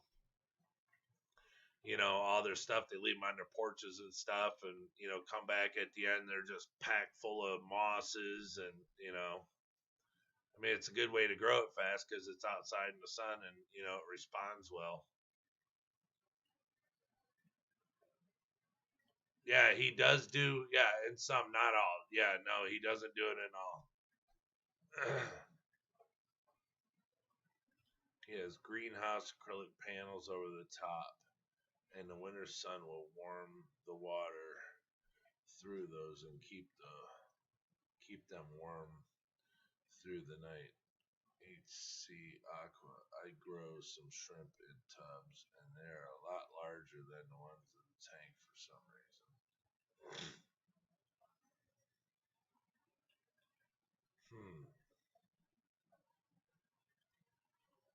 Well, I probably maybe because they have more room, and they're not stuck in a small tank, being outside. Maybe I don't know, the way the sun grows the algae, and all it's nature's the power of nature is a big deal. you know we can't reproduce what the sun can do, you know and fresh air and all that stuff. You just can't reproduce it, no matter how hard they try. And so whatever it is, the positive, if it's the room or whatever, the temperature changes, like I say, from morning till evening, the water temperature is going to change. I would think maybe a degree here and there. It's different. So their lifestyle's different. So maybe that has something to play with it.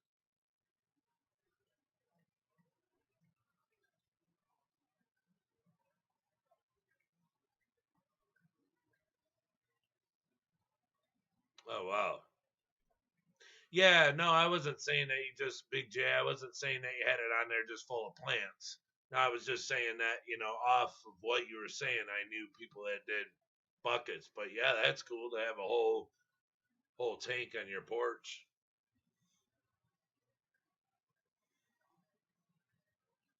That and probably more to eat. Yeah, right. Sand Creek, yeah. Because I mean, stuff falling in it. I don't know if you have covers. It's just and the size of it and the growth of stuff that's in the water. The water column and stuff. Yeah, it's probably a huge difference. You know. Yeah, natural sunlight's a big deal. I mean, it.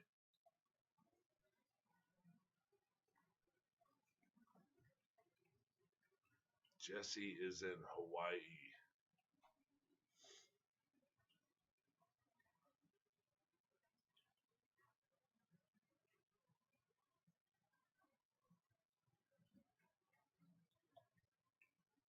HC Aqua. You're in Hawaii, or who's in Hawaii? Like what you were talking about.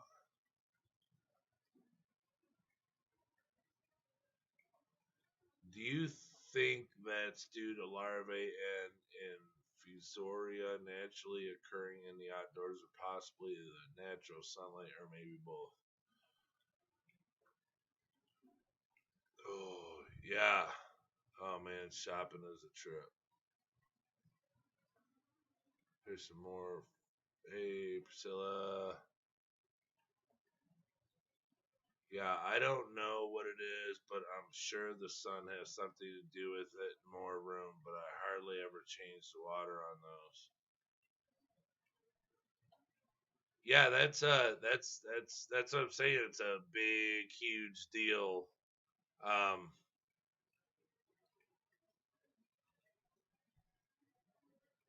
yeah, the sun is a big, big, big deal. It's kind of like go outside and you get a sunburn or a suntan, but you go in a tanning salon and lay in a bed, to try to reproduce it. It's just not the same, you know. I mean, I know that's totally different, but oh, it's about as close I can get to comparing the two. Meant to ask Brian, do you do any crossbreeding and do you keep track like with notes or something? Since I am setting up 20 small tanks for breeding projects, I am thinking about making a log. No, not yet, because I've only done it in one tank. So, uh, like I was saying earlier, I'm probably gonna do it behind me where those 20 longs are once I get. So I'm hoping I'll have this rack built in the next week or two, and I can move every tank I have over here to finish it out. And then my buddy's got the other tanks at his house. Um, because look, I use used tanks. I don't have a bunch of new tanks.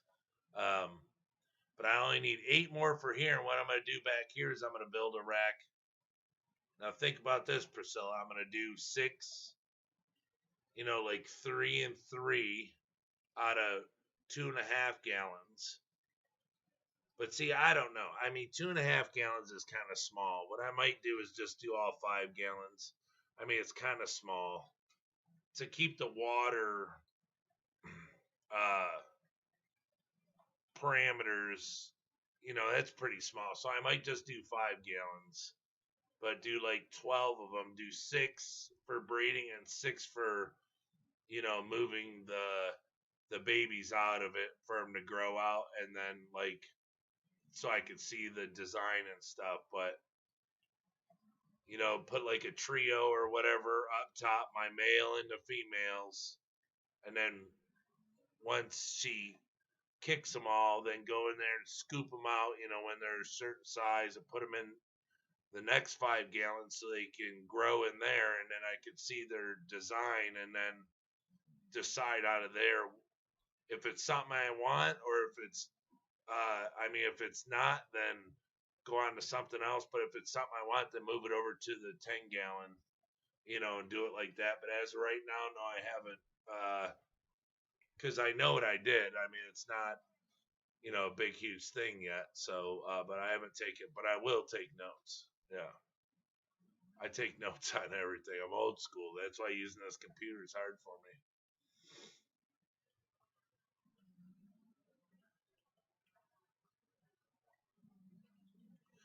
Based on what people say, they probably have a shorter lifespan, though. Well, they could because of the heat. The speed that they grow out in the heat outside. Yeah, I could see it. I mean,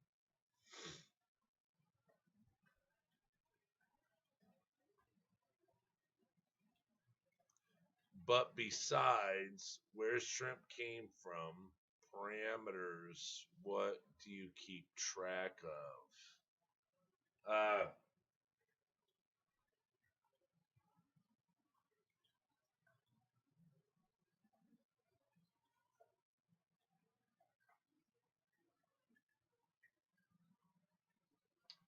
I don't, trying to think.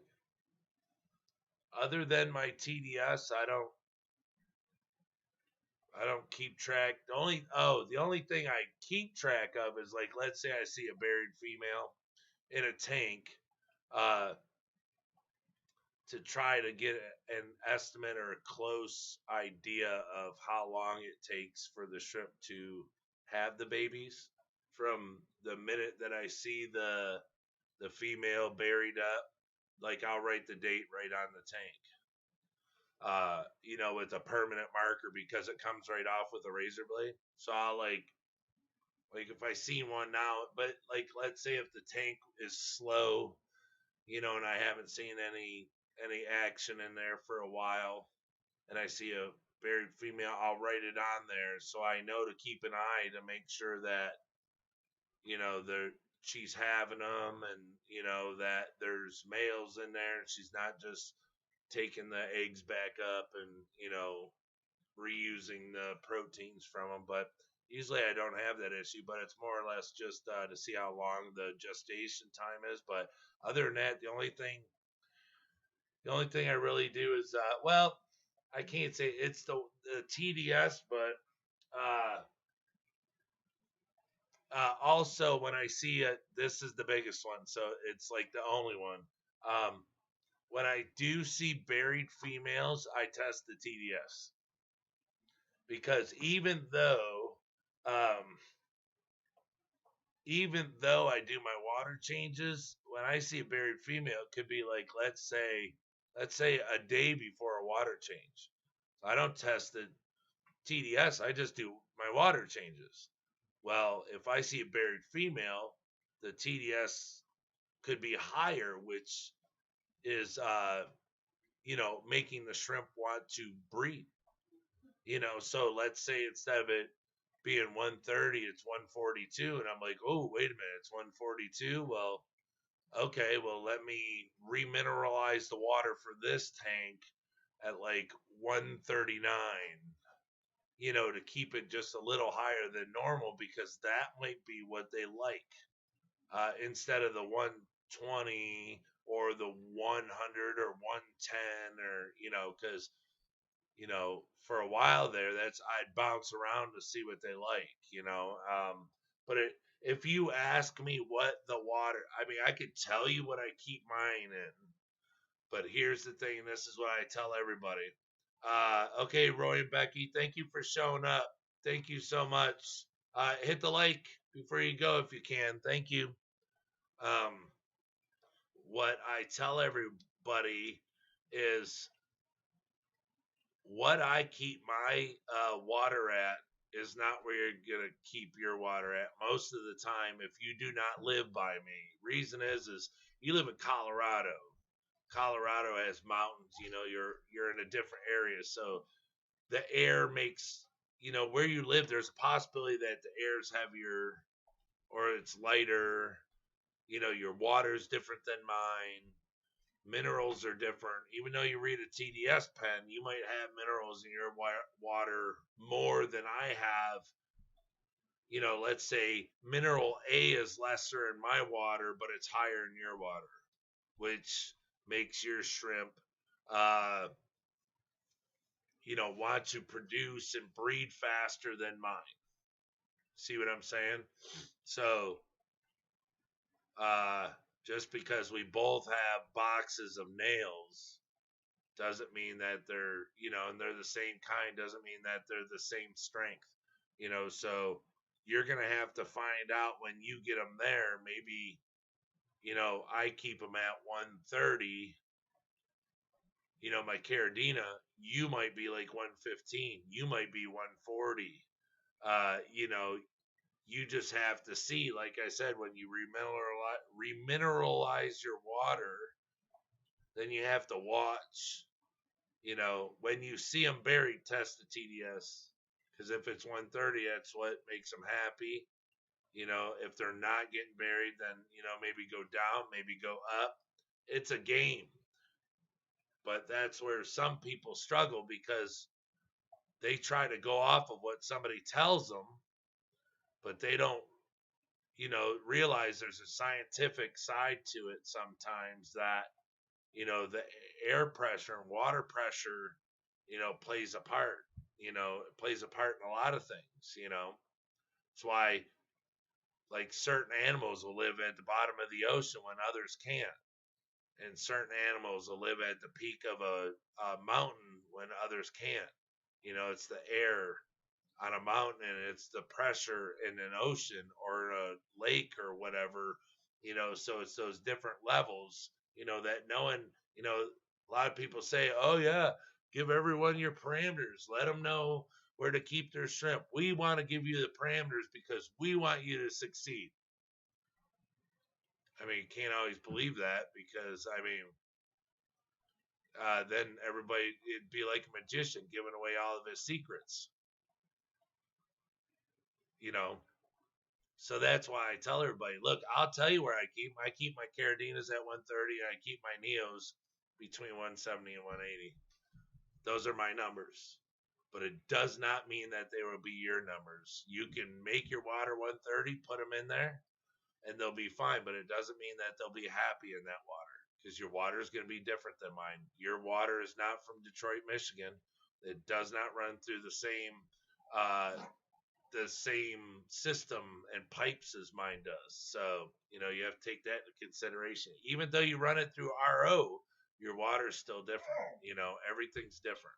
So, it's a fluctuation. You having the knowledge you do about all the stuff that you have, it's going to be easy for you. Buddha Aquariums, thank you so much for subscribing. Thank you for showing up. But, the thing is, the education that you have, it's going to come to you real fast. You're going to see. But like I said, the biggest one is, see, your pure black lines are in 200. But see, pure black lines, crystal reds, crystal blacks, and pure red lines like it a little higher. A lot of people will tell you that. And a lot of people won't tell you that. They'll be like, oh, yeah, 130, But if you notice, if you go on people's websites, and I'm not saying I won't do it either because it makes it 10 times faster, as they'll say, every single Caradina that they sell, it'll say, my water parameters are between, let's say, 150 and 170 for every single Caradina. And then Neo Caradinas, it could say 180 to 220. They give you this massive, this window of all these ppms, and it's like, well, where do I start? Where's the best area? Where's my attack zone? Well, they don't give you the attack zone. The reason being is because they don't know your attack zone, because they don't know your water. So see, you're saying your pure black lion's leveled at 200. Well, Gunner, stop. Stop. There's nothing I can do. I gave you your treats. Um, you know, they don't know. All they can do is they can give you this window, 130 or 160 or 130, or, really, I mean, there's people that have them down at Caradina down in 100. They swear by 100, you know, with like 4 GH. That's what they do, all the way up to, there you go, pure black lines at 200. There's people that have them close to 300. It's just as you doing what you're going to do with them and your ideas, you have to find that sweet spot where they just thrive. And the best way I could tell you is the minute you see them buried, check your TDS. And that's your number. That's your magic number for that shrimp. Now, maybe after that, let it go up a couple and see if it turns them up even more, and more females start getting buried. And if not, then turn it down a couple, instead of making it so salty. Maybe RO it more to bring it down. Let's say a 140 down to 130, for 135 or 136. Bring it down just a few and see what that does. It comes a game of tweaking it in. Because like I said, somebody who sells shrimp will give you this big, huge window, but it is impossible for them to tell you what the exact number is. It is impossible. They can't do it unless you live down the street from them and get the exact same water. Then they can't tell you either, because do you have the same RO system as them? Do you have the same filter? Are you filtering the water the same way? Are you using the same salts that they're using? Are you using exact same stuff? No one can give you the exact same number. So that's my true 100%, 2.5 years of doing shrimp. That's my answer to you, and it's the truth. That is the 100% truth. I cannot tell you, I can just give you my numbers, which they won't be your numbers. But you have somewhere to start. But if your PBLs are in, okay, hold on, I'll check mine right now. You said 200. Oh, I know mine are high.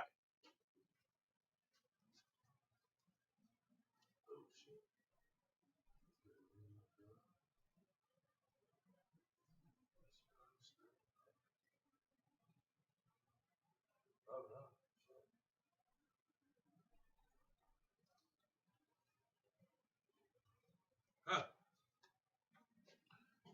I stand corrected. 122. Ugh. I reached over and my arm went in the water. 122. And standing right in front of the glass is a big fat female buried to the gills. 122. But see, that's what I'm saying. It's I tweak my tank. So it's just to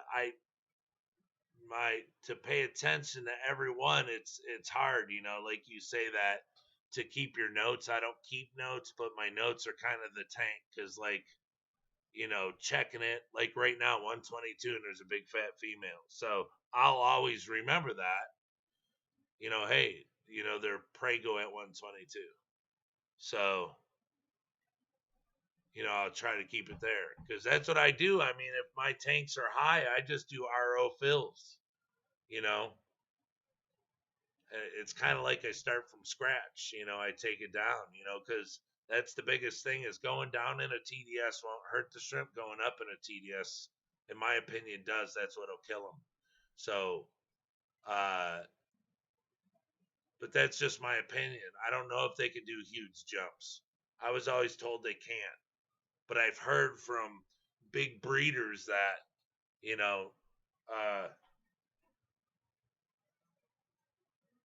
that it's the biggest thing that hurts a shrimp is the temperature going from one area to another and the temperature. That's what kills the shrimp. So, but that's just what I hear. But yeah, 122, and there's a big, huge, fat Prego female right there. That's what I'm saying. That tank don't stop. It's one after another, after another, after another, over and over and over. And that's the tank I fight with really hard with the algae, hair algae. I get it combated, and then I'm like, oh, it's good, and I leave it alone. A week later, it's tons of the slimy hair algae again. So, but it just does really good. Sorry if I missed a bazillion questions or whatever, but you know, the question she asked is important because everyone asks it, and I never hear anyone say the answer properly. They always say, I do great at 170. This is where you should keep the shrimp that you buy off of us. No, it's not. It's not. That is the wrong answer. Like I said, if you live down the street from the person you're buying, but look, I'm sending you shrimp in Colorado. I live in Detroit, Michigan. Our water's not the same. None of it. So me saying 130 is where you need to keep them? No. That's where you can start, but it doesn't mean that that's where they're going to thrive for you, Priscilla. And I'm sorry that I give these long, drawn out answers, but if I'm really adamant about it, then you'll know that I'm telling 100% truth. You know, put it in 130 when you get it or whatever. I can even write it on the bag for you.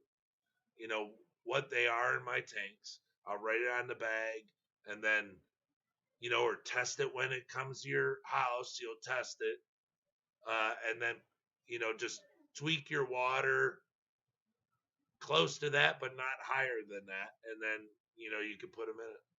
But that's my honest truth answer that no one ever says. So, yes, like saltwater, higher elevation with skimmer, for example, is tricky. Skimmer just goes nuts randomly. I mean, there you go. See, but I know some people at lower elevation that say they have a hard time getting any shrimplets 3 months in the springtime.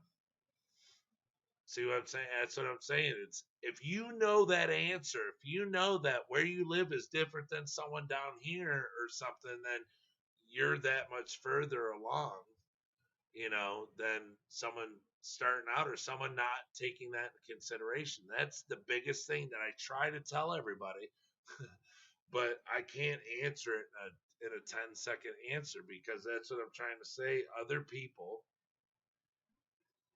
all they say is this is the number when it's not the number.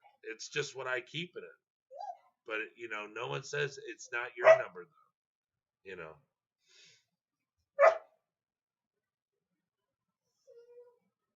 Buddha Aquariums, that is a very cool name. Thank you, Buddha, for subscribing. I'm probably way behind in the chat right now, so well, I guess I'm not that far behind. GH is 5 to 6 and KH is like 1.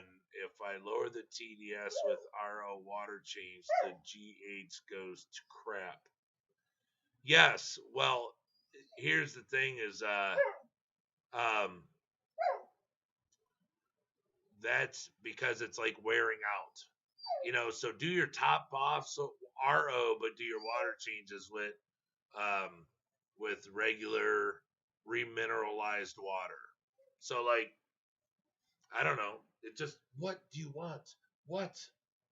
Mama said it's pouring outside, and she don't want to. What? I'm not giving you another treat. You just got treats a little while ago. What? Come here. Come on. Oh.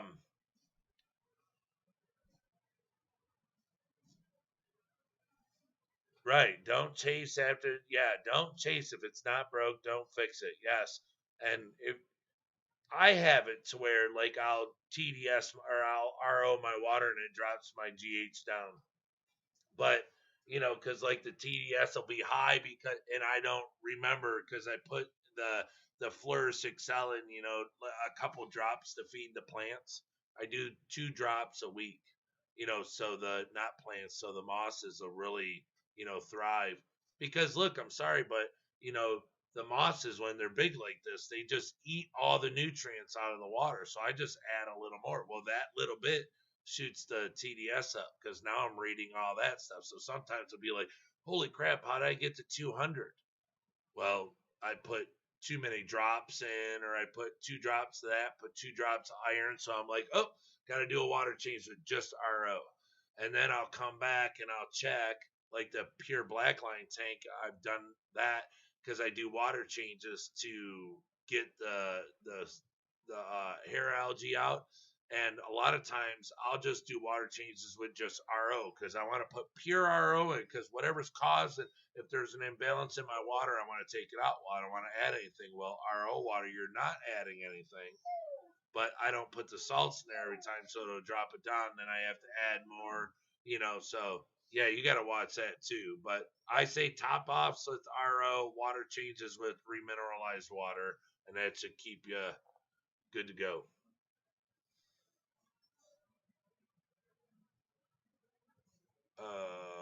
AC Aqua, I really want to get into those Siloaceae. Yeah, Siloaceaes are really cool. They look like they have little socks on their hands.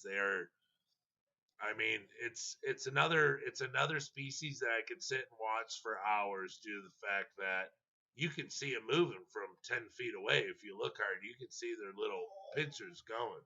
They're really another one that'll grab your attention.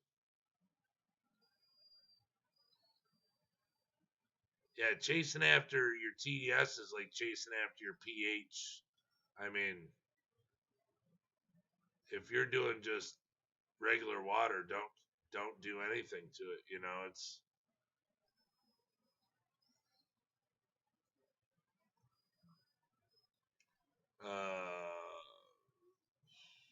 yeah, I don't like the fiddle. Oh, that isn't what I saw. Oh, true. What's right for someone doesn't mean it's right for someone else. Yes. I've heard someone give exact parameters and suggested to buyers not to bother if you can't do it. He got a lot of flack for that. I've heard someone give exact parameters and suggested to buyers not to bother if you can't do it.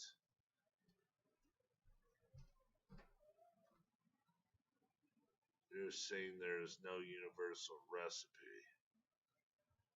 There is no universal, in my opinion. Yeah, there's not. There's, just because it works for me doesn't mean it's going to work for you. And and I don't, stop. Would you stop? Go on, go upstairs. Go on, go. Go on. I'm not going to give you more treats. No, go upstairs. Stop crying.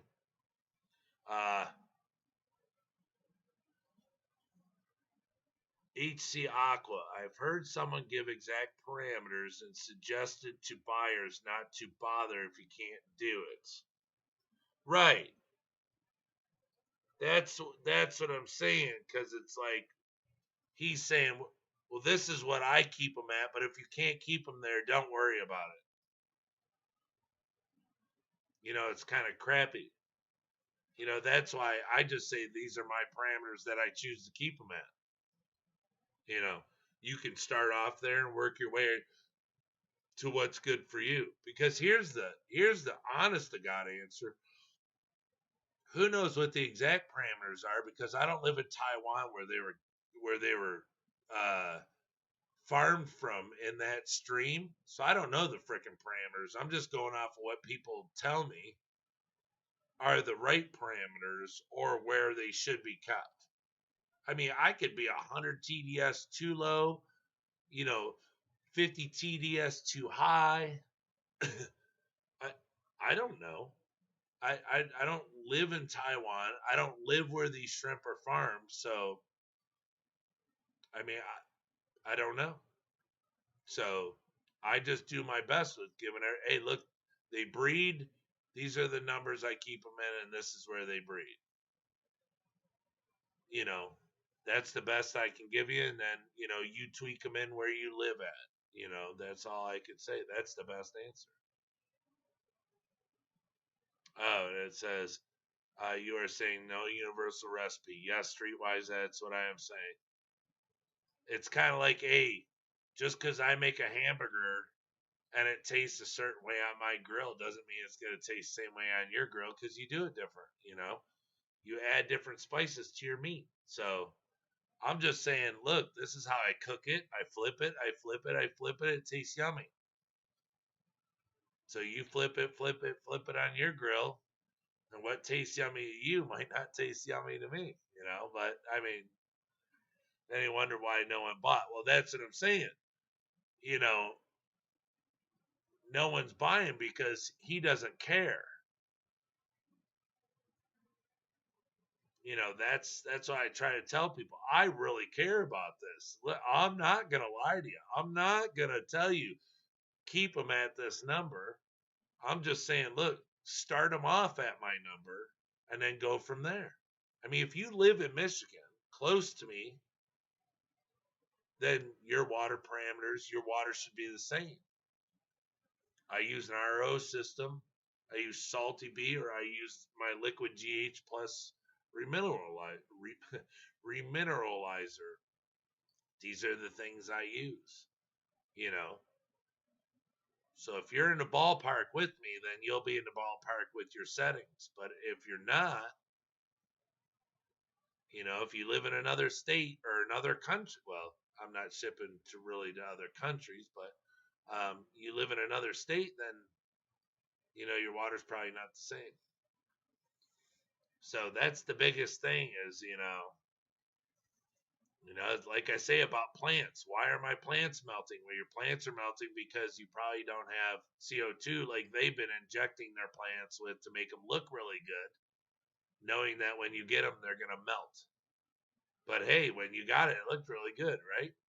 It's it's like feeding a fish color enhancing food to make them look better. People do it all day long. I mean, when I first got my shrimp, when I first started this, I had cherry shrimp, and after 2 weeks, they went almost clear. They just had a bunch of red lines in it. I was like, what is this? And he's like, oh, I feed them special food. I'm like, what do you mean? He's like, to color them up. I said, well, that's lying. And that was the last time, I don't even have those shrimp anymore because I took them to a whole nother level, got them super red and sold them out and just got rid of them. And then I started my own cherry shrimp. And I sell them. They're different. They're like an orangey red. If I told you where I got them, you'd know why, or how I made them, you'd know why. But so really, my lowest is fire reds because I sell my cherries, but they, I don't have hundreds of them. But that's what I'm saying. I really don't push my cherries because I'd rather everyone have fire reds but I do sell them. So if somebody wants to go a cheaper route, I do sell them, When it comes to fish, though, TDS matters for triggering spawn. See? There you go. TDS matters for triggering spawning spot things, just like with shrimp. Certain TDSs will make those females, they'll make them molts, they'll make them want to breed, all that stuff. That's the thing. Yeah, fish are a big deal. It's important. You know, same with shrimp. I mean, you just want to have shrimp in a fish tank or a shrimp tank, okay. But if for certain ones, not so much Neos, but for Carradine, you gotta tweak it in. I don't do anything for my Neos. I put them in the wastewater out of my RO tank, or out of my RO machine, and they love life. Everything's good. It's all good in the hood.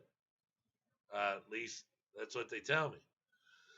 So, or if I don't have the wastewater, if I'm all out, because I dump the wastewater in my big cichlid tank, and they have babies left and right. They breed my plecos, my super red severums, and it's all wastewater.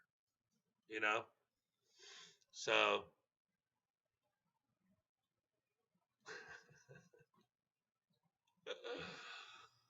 uh,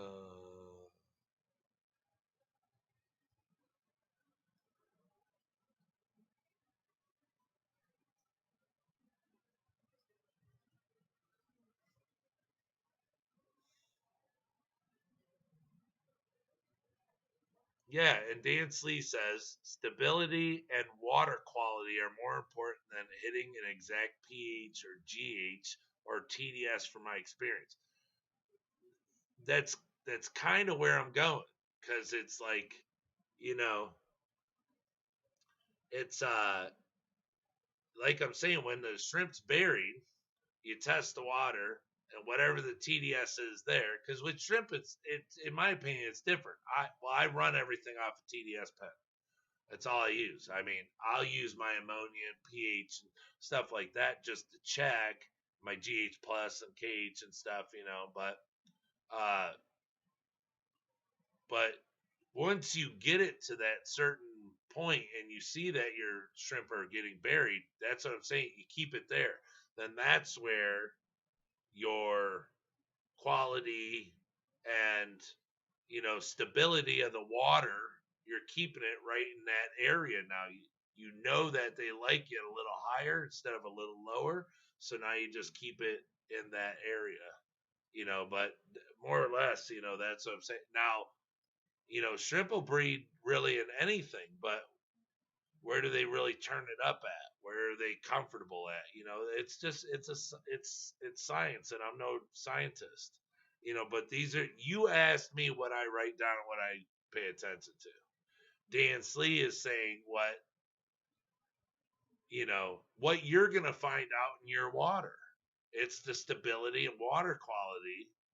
It's more important than really finding all this. But when your shrimp take off, you're gonna test the water, and it's going to say a number, and you're going to want to keep it around that number with fresh water and the stability.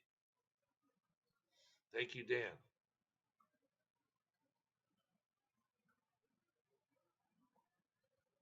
Zen Ginger, holy crap, you're still alive?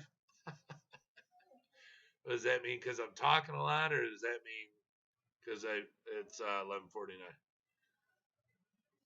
Oh my God, I didn't think about the plant nutrients. Yeah, yeah, yeah, yeah, yeah. Hey, anything you put in your tank, Priscilla, makes that TDS go up. So that's what you got to understand too. And sometimes I don't remember it. So I'm like, oh my gosh, how my TDS get up that high?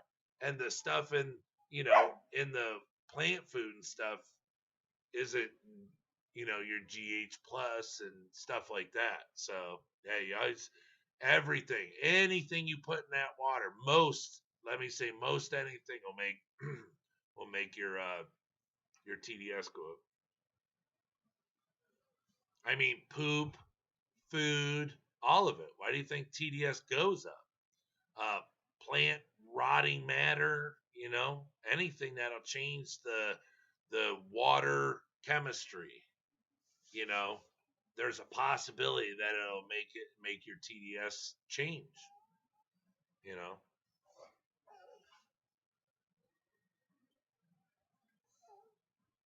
Yes.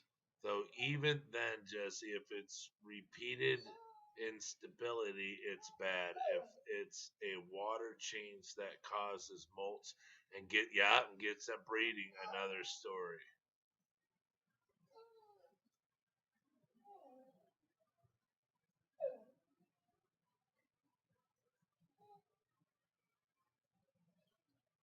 Okay, I'm going swimming.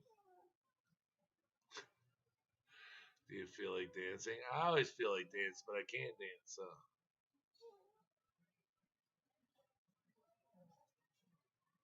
after it was 200, I did a small RO water change, and now PBL, so it's down to 170 now. Brian, got to go. bed, work tomorrow. Enjoyed learning from you, man. Night Dragon Lair. Hey, it's you know, like I said, I don't have all the answers, but I just, and sometimes I, you know, even after a 10-minute spiel, I might not even be saying it the right way. But I just hope that I'm coming across the right way. But it's like Dan can say it in 5 words and say what I just took me 10 minutes to say. I think it's awesome to hear how everyone does things and you can take bits and pieces from everyone. Like Dan doesn't like change stability, lol. Yeah, well, that's the whole thing. You know, he's good with that. That's, I mean, it's like LRB with no filters, no air, no nothing. It's you know, it's how they train themselves to do their own thing, and it works very well. You know, but well, that's how I learn. You know, it's like, well, so and so says this, so and so says this. Well, if I put them together, use a little of this, use a little of this, I come out with this. You know, so when I was changing over from 300 TDS for guppies that were cycling the tank down to 130, the tank is now at for having shrimp. My pygmy Corey's loved it, bred like crazy. See, he dropped his TDS. Pygmy Corey started to breed, but they live great in 300. But when he dropped it, they bred. So that's all I'm trying to say. So at 300, they thrived, they did everything good. But when he dropped it to 130, they started to breed. So that's where your TDS pen came in. That's where you seen your shrimp started to breed. But can the shrimp live in other stuff? Of course. They can live, like I keep all my Caridina at 130. But are they all perfectly happy at 130? You know, it's for as many tanks as I have, it's hard to tweak. So that's why, like Dan says, stability. So it's, you know, when I do my water changes, it's all the same. But when I do top offs, it's RO. When I do water changes, it's the same number. So I'm consistent with the same number in all the tanks, and the numbers are almost all dead nuts the same, you know. So you got to figure, what if I had different TDS numbers, if I had different water parameters for every tank? Holy hell, I'd be here for a month just changing waters. And then by the time I did last tank, I'd have to start all over again. You know, it's just, so just keep them all at the same, you know, whatever number you choose. And sooner or later, you know, they get used to it. And, you know, because you can't be that far off, you know, 100 to, you know, 180. But, you know, it's like tigers like it a little harder, you know. Come on. You know, but that one thing I don't do is add KH, you know, because they'll say, oh, they like, you know, KH 1 to 4. I'm just not, I don't add KH. I don't have it. What? What? Why don't you go upstairs and ask Mama to let you out or something? Why are you down here for? I gave you treats. I gave you everything already, and now you're sitting here crying for more. See, look, you're getting excited. Yeah, you think I'm going to give you more treats. You had your treats already, dude. You had them twice today. Huh? You had them twice. What? No waste. Nope. Dan Slee, I did it over 2 weeks with just the pygmy Corys and a few autos in there. What's your blue bolt parameters? Same, 130. It's you know, I do 130 to, you know, when the usually when the TDS, you know, when I'm ready for a water change, it'll be, you know, I really don't test all the time, but like I said, usually at about a week I have to start, because I even have marked with marker. So usually, like right now, some of them are evaporated more than others. So I could come in here with just RO, fill them up, refresh them, and then you know, and another by, like, let's say Wednesday, then I come in and do the water changes, you know. But if I don't have that much, then I just come in and, you know, redo it. It'll be between 125 and 130. I don't, it doesn't have to be exact every single, just that it's within that window, 125 to 130. Or I could do like, you know, 127 to 130. Because with my liquid, I could do drips if I want to really be tight about it. Streetwise donated. Oh, shut the back door. Thank you so much, Streetwise. Thank you, thank you. I appreciate it. So does my family.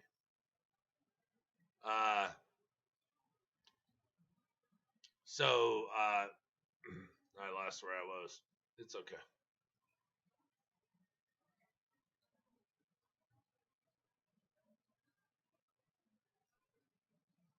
Oh, no, there we are. I did over two. Oh, yeah. Dog needs to go out. Yeah, he just, I don't know. Yeah, the total dissolve solids. Yeah. Oh, I meant you're still live, like live streaming. LOL. I saw you on earlier, and hello again. Yes, yes, yes. I'm on. Well, it's, you know, it's 12 o'clock now. I usually start at 9 and go a little later, but I thought I'd start earlier today and get off a little earlier since it was Mother's Day. As I told my wife, I was going to try to get off around 12. So, Don, on most TDS meters I have seen, they have 4 readings: parts per million, USCMCF. What is the USCM value mean? I do not know, Don. That's something that I'd have to look into. Dan may know, but well, someone else might know. I don't know because I only use it for the parts per million. Um, that's where it comes Celsius, Fahrenheit. So that's temperature. The US/CM. I'm not sure, but yeah, Celsius, Fahrenheit, because you know a lot of them have temperature. Mine don't. These are good ones, but they do not have. These are the HMDs. My pet store sells them. Well, it's not a pet store; it's a tropical fish, but it has the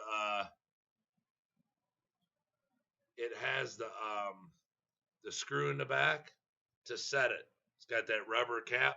Pull it out. It's got a little screw in the back, and then I have my calibration fluid up there, the 342, and you gotta heat it. It's got to be to a certain temperature. So I hold it in my hand with the thermometer in it, and then when it gets almost there, I let it go, and then I start testing my pens and set them.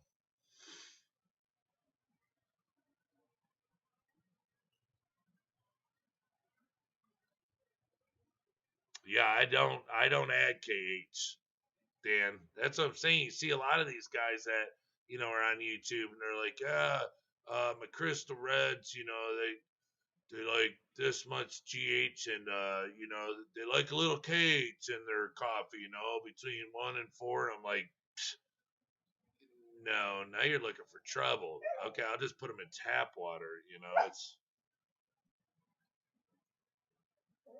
Dan, you gave them the rain season feeling, so the pygmies took off like Eric Bedrock does. Drop temp by like 20 degrees and add a large amount of new water. My TDS or the tap is 130. Oh wow, yeah, my TDS out of the tap is between 97 and 102. It just depends on the day.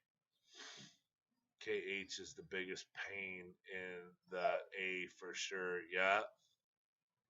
So I don't mess with it. I don't add none of it because they say tigers like it, tangerine tigers like it, and they say, oh well, you can keep these in neo parameters and this. You're just it causes too much problem. Look, if you want to put them in neo parameters, put them in neo parameters. I keep Caradinas and Caradina parameters, Neos and Neo parameters.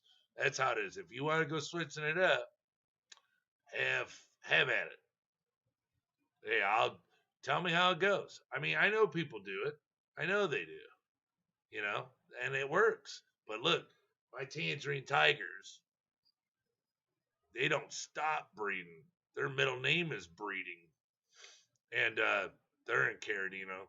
I mean, I keep them a little high. Watch, I think they're like 180. They like it a little high. Yeah, 181.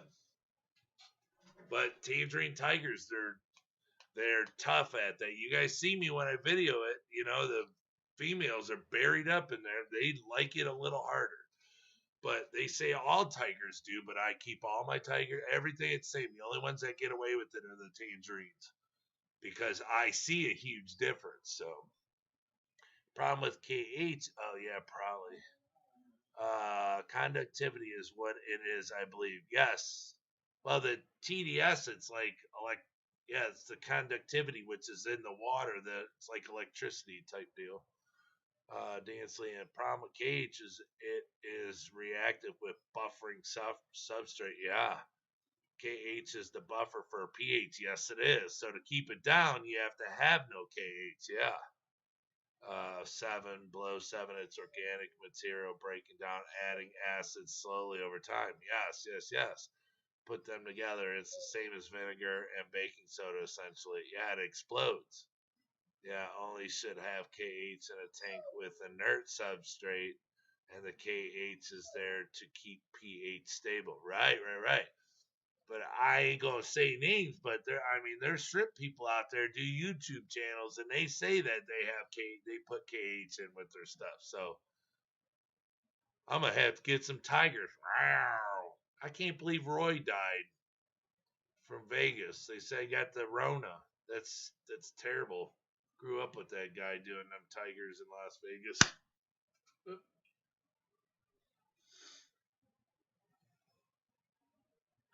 3:56. All right, we're getting off of here in 3 minutes and 10 seconds. We're gonna make it 4 hours even, plus the hour is on before. Man, I had so much fun on Mother's Day on here. This is such a good time. 3 minutes. Well, I hope everyone's had a good night. Thank you so much for spending your Mother's Day night here with me. I had a great time. Tomorrow I'm going. I got to do a bunch of orders. I got to Priscilla. I'm gonna have you in the mail tomorrow. I'm gonna have redfish, bluefish, pumpkin king in the mail. I'm gonna try to get Danikin aquatics in there. I gotta get Streetwise in there. I'm gonna check your stuff. Get everybody up in there. I'm gonna get uh, can't remember. Forgetting you. You know who you're talking about. You're ordered the 5 orange shrimp. I'm gonna get them all popping for the mail tomorrow. I'm gonna get everything going so everyone's nice and happy. So that's why I gotta get to bed a little early today. I got a lot to do tomorrow. I got big orders to pull. So Big J's Fish Keeper, thumbs up. Priscilla, I'll do an unboxing and put it on the tubes. Thank you so much, Streetwise. If I want to monitor freshwater TDS with my Apex, I have to get the PM2. Okay. Do you have Jades available? Let me see.